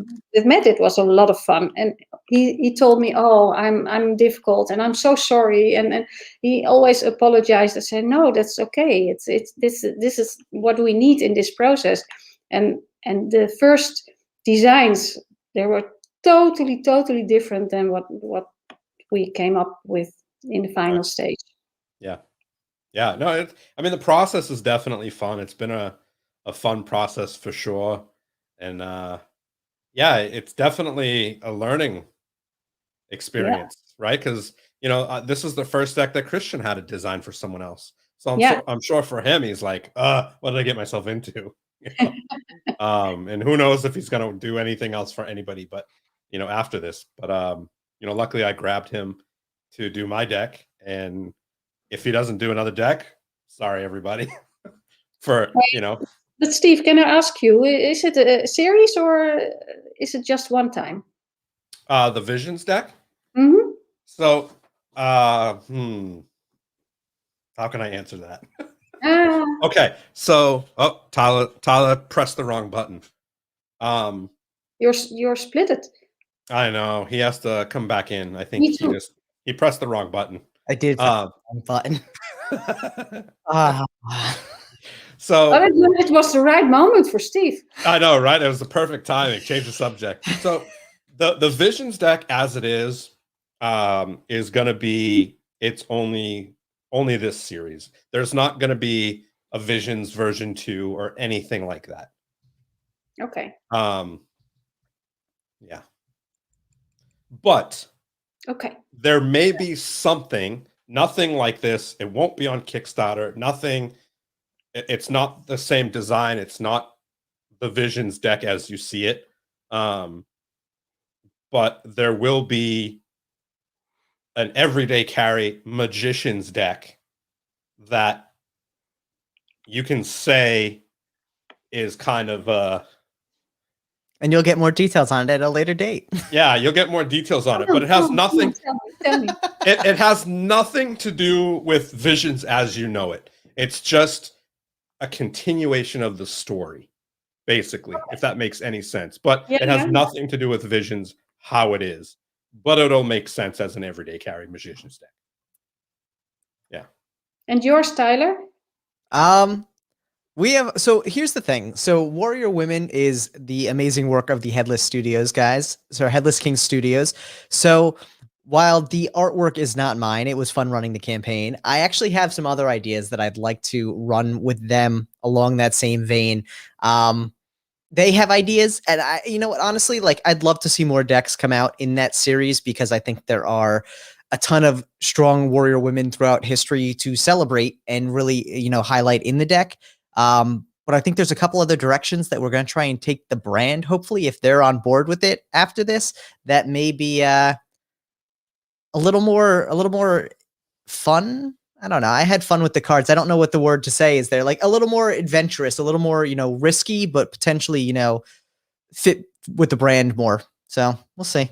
I'm thinking Tyler and I might come out with a Deckin Around deck. We'll see. We might. Yeah, I don't know. We've kicked it around see. and we've joked about it. As much as I love like cards, if I ever did something, it would be like a dragon deck because I love dragons. But the problem is you have the draconian decks and they're just dope. Like how do you beat that? So I mean, they're dope when you fan them. That's about the front of the decks aren't that dope. Yeah, like, but yeah, if I ever did anything, it would be like dragon related. And I don't know. I like the behind the scenes more than anything, to be very honest. Like that's my comfort zone. So maybe one day I'll do my own deck and run it up, but I don't know. I'll have to find out.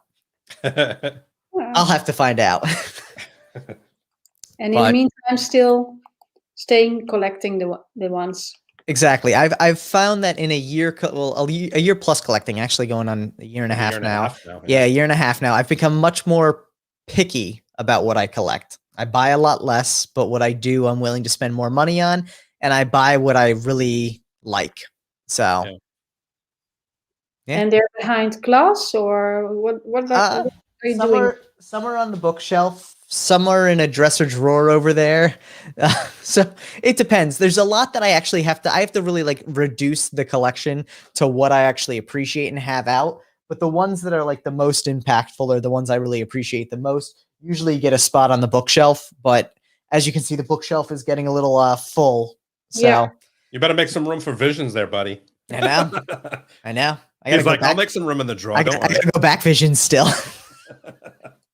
Now that Warrior Women has finished, I can go on Kickstarter and not feel the urge to go look at all the pledge adjustments every 6 seconds. I can actually go enjoy other campaigns now. So, and now it's onto the fun side of it, which is the production stuff.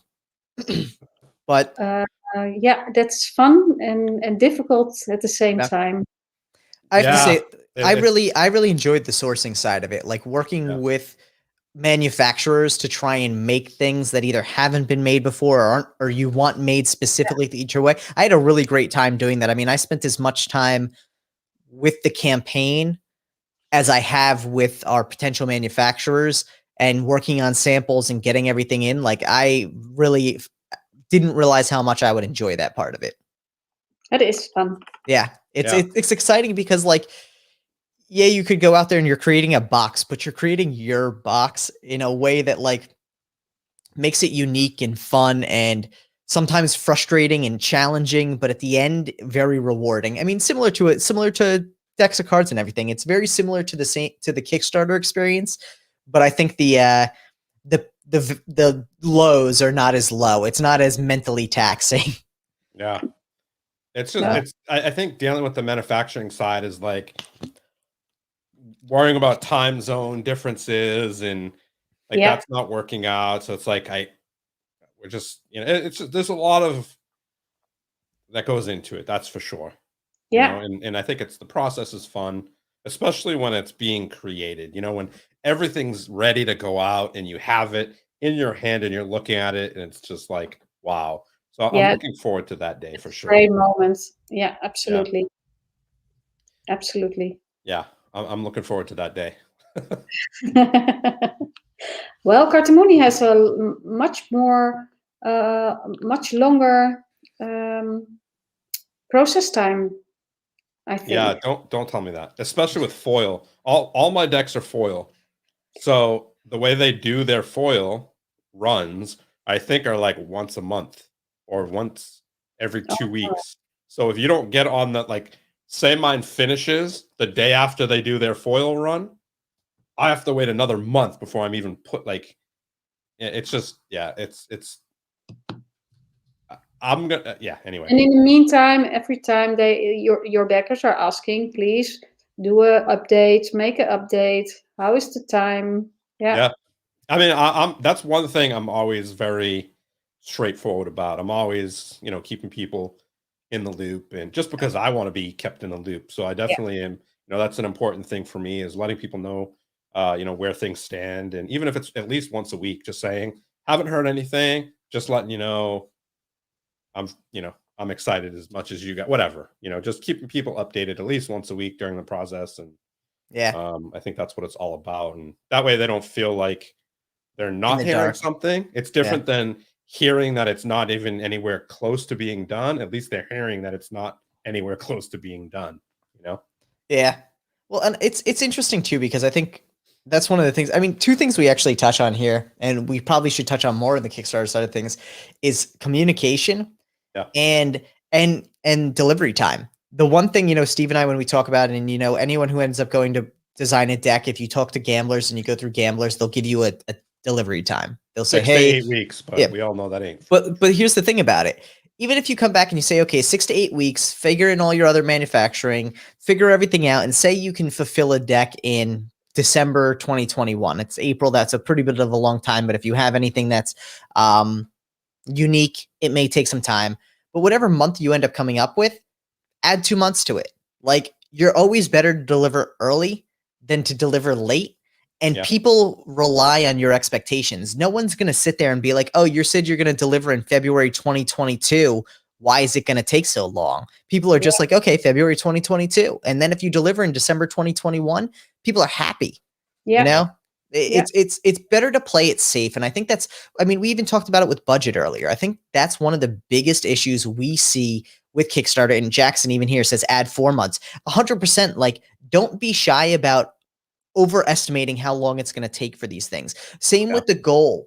You're better off having a goal that's a little bit higher than a goal that's competitively lower. Because at the end of the day, like, all you do by having a lower goal is mean you fund a couple minutes faster and end up potentially losing money out of your pocket.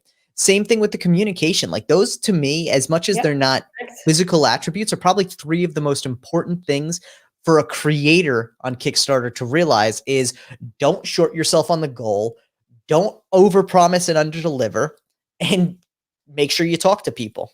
And the last one is create the deck that not that you want to create the deck that you can create, and work towards the deck you want to create.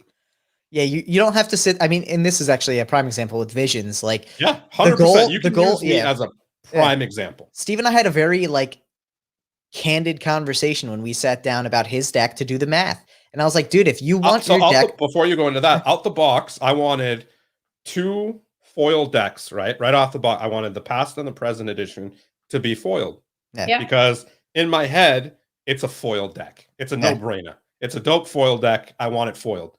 So, and then go ahead. So we sat down and we did the math, and even competitively pricing it, we would have been looking, I think, at $38,000. $38,000 for the start, for the goal. And granted, it would have been 100% justified, but that's why they're stretch goals. And that's what Steve and I had a conversation about. And where that made it harder is then you look at the deck price you do, because if you're building a deck price that's a standard deck to start, you can't charge $30 for it. And so you say, okay, this is a standard deck. I'm going to make it a reasonable price on the high end, maybe $18, $20, knowing that ultimately it's going to be a foil deck.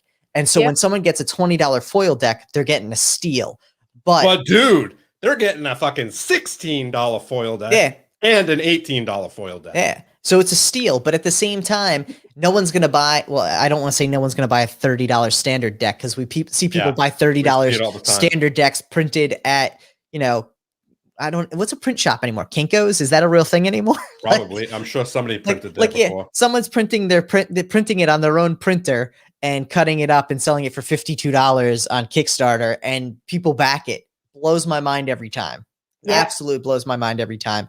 But yeah, you just make sure with your stretch goals, that's where you create the deck that you want. Before that, create the deck that can be created. Yeah.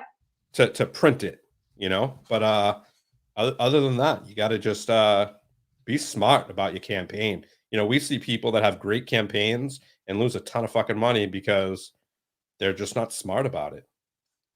No doubt. And that's what it should be at the end of the day. You know, sage advice that came from Jackson when we talked to him one time was, if you want to print a deck of cards, go print a deck of cards. Go to MPC, print 10, print 20, print 100. Or Zazzle. Or Zazzle or anywhere. If you want to make a deck of cards, making a deck of cards is easy. The Kickstarter route is a whole different thing. Kickstarter is not about just making a deck of cards. It's about making a production run of a deck of cards. Yeah. And those are two different things. 100% two different things.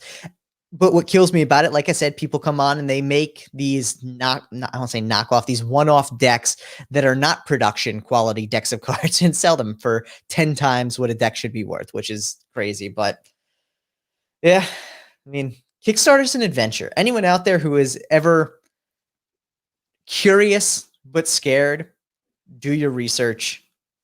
Look at campaigns. Take an honest look at campaigns. I mean, Jannieke, you pointed out that your last campaign, I mean, it crushed. I think when I just took a look, it's converting it to euros. There was like 41,000 euros. I took a look at your first campaign. I actually have it up right here. If I could get my mouse to work, it raised 7,500 euros. Yeah. You raised almost 7 times as much on your most recent campaign, but that was not an overnight thing. It wasn't it was work. I'm sure you can say it was a ton of work. Yeah, but and here's the crazy thing. You look at that campaign and you're like, wow, she made 45 grand. That's dope. And then you look deeper and you're like, she printed 3 decks. Exactly. Yeah. I have to pay taxes. I have to. Yeah. That's the crazy. That's including shipping. Shipping's included in there. Yeah. Yeah. 100%. Yeah. Yeah. I mean, there's looks very nice, those figures, but indeed it's 3 decks I had to make with special seals and everything. Yeah. And this is one area where I think go ahead. No, sorry. I was gonna say, this is one area where I think regular Kickstarter, non-playing card Kickstarter, does it better, where they show like a pie chart showing the division of how funding is going to be used. Because ultimately, yeah, you see a number of $1 million, but then you also see that they're spending $800,000 on production and $50,000 on marketing. And at the end of the day, that $1 million becomes $10,000, you know, whereas I think as we move towards more transparency in Kickstarter for playing cards, we still have a long way to go. And I think that transparency will really end up helping people realize that when Steve Minty makes a deck and gets $250,000, he's not taking home $250,000. He's probably still taking home a good amount of money, for sure. But it's a fraction of that total number. Yeah. I mean, let's get my campaign up to 250 and I'll let you know how much I take home. Yeah, let's do that. I'll tell everybody. God. I'll show them the damn check. How's that? We drink a bottle of Prosecco. We drink a bottle of Bernini. Oh yeah. Jesus. If there's not a wine named Bernini, we should make it. But yeah. Well, it's an adventure. It's really an adventure. No, without a doubt. And for some reason I'm addicted to it. So that's good though. That's good. You know what? You're addicted to it because you're good at it. You put in the time and effort, you put in the research, and you make awesome designs. I'm sure if you had done 5 campaigns and they'd all failed, you may not have been as addicted to it. See? And that's the thing though. Like, I think that's actually another great point of it though too. And maybe that's even something Steve and I start doing, is we start looking at some of these campaigns and looking at like, how many fails did it take to get to the first success? Because there's creators out there who failed 3, 4, 5 times before they had a deck that hit it. And that's okay. It's a learning experience. Yeah, it is. Yeah, it is. So wait, which did number 2 fail the first time? No, the pasta deck. Oh, that's right. What deck? The pasta deck. Pasta deck. The pasta deck? La Yeah. pasta, yeah. One campaign failed. Pasta And deck? I How come thought it was really fun, but Wait, the pasta deck? How come I didn't know about that? Oh, dude, it was February 2020. Oh, it was that with Kiran? No, that's a different pasta deck. You're thinking of the spaghetti deck. Oh. yeah, he did. Here, Deck, yeah. I just dropped it in the chat so you can take a look at it, Steve. But yeah, you know what this was? Honestly, this was probably like 4 weeks before we started doing Oh. Kickstarter too. Oh, that's right. I remember this. Yeah. Pasta playing cards. Oh, interesting. Okay, I remember. I didn't even know that was you. Yeah. Interesting. Good to know. Yeah. And I that's the think thing. you Okay. guys did the review for it. Did we? Yeah, no, we did it in our campaign. I think so, yeah. Yeah, I remember doing it, I think. Dude, February 5th, though. I feel like that was before we started things. February 5th. 2020. Oh, maybe it was. Oh, I can take a quick look here. I'm not going to go back to the last Kickstarter, but I'm going to go look at what the first video date was because that'll give me an Yeah, because idea. that was March, wasn't it? I feel like our first Kickstarter was maybe March. It had to. So Oh, maybe it was February. yeah, I mean, honestly, these days, But we dude, I didn't can't. do Kickstarter in the beginning anyway. We started pretty soon after, but yeah, I mean, we're now on. Oh man, are you kidding me here? It's gonna make me go through all the pages. Man, YouTube slacking. Slacking. Let's see here. All right, there's only 3 pages, so that's not too bad. C-Dub, I do know about food. That's for damn sure. All right, let's see here. I'm still going. Damn, we got a lot of videos, Steve. We really do. Yeah. Speaking of pasta, we're having pasta for dinner tonight. You know, so our first. That's interesting. It's also wrong. Now, the pandemic hit on March 21st, and well, that's when like everything shut down. So I think we started like a couple weeks before that. Yeah, we honestly, this was something not even pandemic related. We were in the works on this before it actually happened. And yeah, I'm seeing our first video for this on April 20th. Yeah. Well, there you go. There's your answer.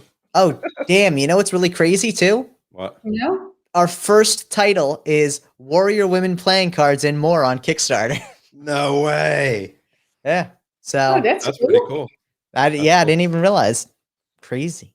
That's Yeah, so we must have just missed this one, honestly. Yeah, that's funny. I remember that deck though. I didn't even know it was yours. Yeah. Interesting. Really custom faces as well. So Yeah, no, for sure. Yeah. It's interesting. I'm excited to see what's next though. I am too. I'm really excited. And I think it's great though too that like you're so humble about the fact that it didn't succeed. And that's part of the process. It's a learning experience across the board. Things don't work. Yeah. If it doesn't work, you don't give up. You just figure out why and you adapt, you know? Yeah. Well, I don't know why. Or the design wasn't loved or the timing was bad. It was just after Christmas, so Yeah. it'd be a financial thing. I don't know. But it's okay. Yeah. Yeah, you got one dropping on the 27th. It's going to be amazing. You have a red Paisley a blue, deck. and a gold or I'm so yellow, excited. let's say. Now, is the yellow going to be the only one that's gilded? Yep. Okay. All So the right. yellow is a limited edition, I assume. Yep. Okay. So It's gonna be only a fun one. 1,000 It's printed, perfection. or Sorry? only 1,000 printed? Or less? Maybe less. Oh, cool. It depends on the sale on Kickstarter. Nice. Nice. So is that's gonna be a Kickstarter exclusive one? Yeah. Very So nice. it's based on how many you sell. Exactly. Oh, awesome. That's cool. Yeah. That's the way to do it. So for anyone who isn't following, though, you need to go follow Paisley Playing Cards on Instagram so you get a notification when they post the notify page for Kickstarter. Keep an eye And- out for that. Share their stuff. Put it out share it. there.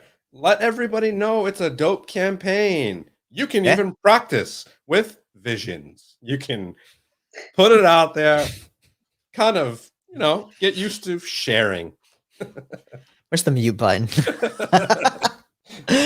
You need Oh, it would have been good.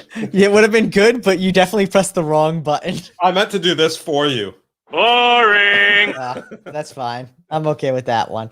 But so does anyone else have any questions out there? I know I saw a couple questions earlier, but they're somewhere beyond my chat limitation here. So does anyone have any questions? You know who came in? Caitlin just came in. Caitlin, you have a question for Jannieke? Halam, have a good one, man. Congratulations for winning. Halam, thank you for stopping in, man. Absolutely. One of my homeboys from Hawaii. Yeah. So while we're waiting for questions here, No questions. Well, so we'll see if they'll come in. What are you most excited for about this new campaign? The poker box. Yeah. Yeah. And so now, did you design the whole poker box as well? Yep. And this is your first time designing a box, though, right? Well, other than like the magical, like the limited edition, like cardboard. That was cardboard, right? Yeah, those cardboard. Yeah, this is the first. No, we had at the Leafs. We had the wooden boxes. That's right. I remember that. Yeah. All right. But they're simple. But that's the whole point behind Leafs. It's without varnish. It's plain. Just simple. But the new poker box, it will be very luxurious. Nice. Yeah. I'm excited to see it, and I think it's great that it's going to be a poker set. I think it's going to be fun.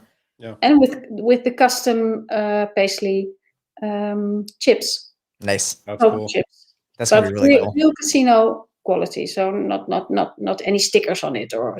Nice. Yeah. But people like stickers. No. Not on their poker chips. Caitlin asked a question. We actually had two questions that come in. I'm going to get to them in the order they came in.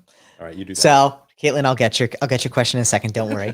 But actually, Nick had asked this earlier, and I'm glad he reposted it because this is what I was looking for. He mentioned, you talked a little bit earlier about your team, and he wanted to know, for all the work that you do yourself, is it more so that you just enjoy doing the work, or do you just not like to delegate necessarily? And what sort of support does your team provide?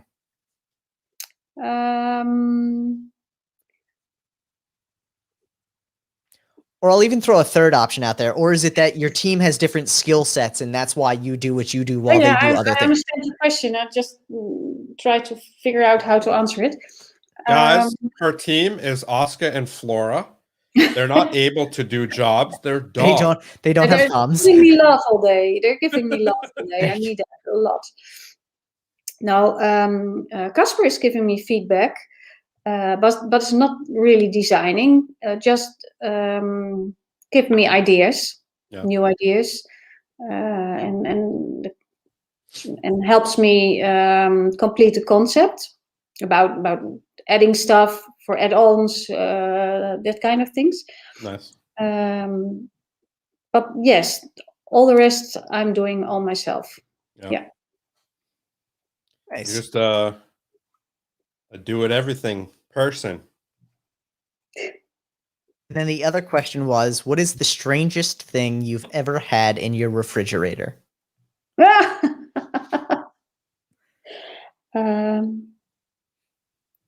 Nice. Only food. What's the strangest food item? Wasabi pasta. Oh, that sounds delicious, though. Wasabi pasta. Interesting. Is the pasta made out of wasabi? Yeah. Or did you make pasta? No.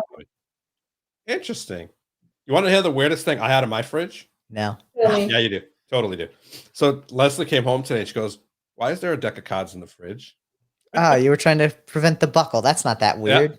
I mean, it's weird to have a just deck of cards in your fridge. You're just a card nerd. That happens. Right, but it was funny because it's the first time I've done it. So,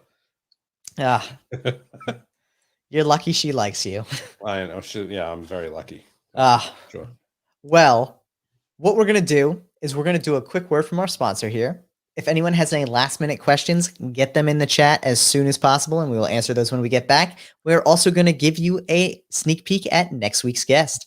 So we're not going to give her a sneak peek. We're going to give them who's on next week. Yeah, that's true. Whatever. Sneak peek, same thing.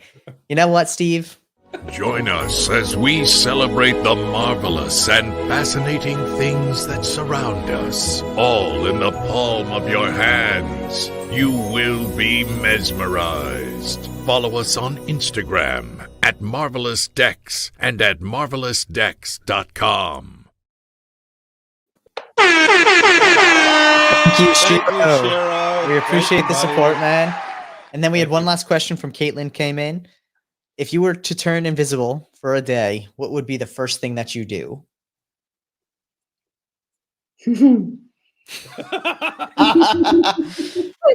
Oh, that's tricky. That's a good question. That's fun. I want to be in a man cave. Interesting. Fair enough. That is so interesting. It probably wouldn't be as exciting as you think No, it is. it's really not. It's kind of boring.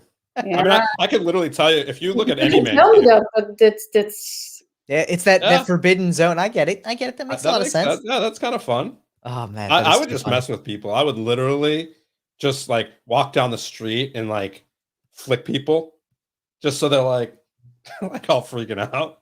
I feel like you'd like also though giggle as you were doing it and give yourself away. I probably would, but you wouldn't see me, so it doesn't matter. They'd be, you know how many people would call their like friends being like, I think I'm going crazy. I think I'm going crazy. I think. Steve, perpetually the tormentor. Just kidding. But guys, we honestly have had a blast tonight. Hopefully, Jannieke, you had a good time as well. I know it's super late for you. I feel like I'm probably more tired than you are. You're sitting here still all well classed up, At and I'm like, 2:15 a.m. yeah, 2:15. But again, that's that creative side. Hopefully, you're going right to bed after this. I But- will. But we want to say thank you so much for coming on. Honestly, it was great to get to talk to you about everything that's gone into the Dutch Card House Playing Cards. You have so many great labels behind the brand or within the brand, and I think it's exciting to see what comes next. And I'm always excited to see that the brands keep evolving. You know, you've really done a great job incrementally making each deck better and better. I think it really shows with the continued support and the growth in that support that you see. Hey, you want to pull up what Rob Charles wrote? I have a don't know feeling what it's this something says. really Yeah. nice. What's that say? Dankjewel. That's awesome. Thank you, Rob. I don't know what you said, but thank you anyway. Um, Because she seemed like she was like very happy about it. So thank you. Yeah, thank you very much, everybody. We love you. We appreciate it. Who's on next So week, buddy? next week's guest, I still don't have a picture. Dude, you are slacking. Whatever. So next week's guest is going to be who's supposed to be this week's guest, Chloe Crawford. We're really excited to have her on. Steve's looking at me like I made a mistake, though. This is why I don't do pictures anymore. She is going to be on, right? She is going to be on Yeah. See, there we go. next week. Chloe Crawford, next week, amazing magician, super back to fun. 8 p.m. Eastern Standard Time on Thursday, which is the 22nd. So Yes. make sure to be there. We also will either have some exciting news, maybe not next week, maybe the week after, about the show. So you're going to want to definitely tune in for that one because there's going to be a big announcement. And yeah, we appreciate each and every one of you out there. Make sure also to tune in tomorrow for a review of Kaylin Morelli's metal phone, which is going to be a dope one. Make sure to check it out. Yep. Thank you so much, everyone. Make sure to like, share, subscribe, and we'll see you soon. Peace. Thank you, everybody.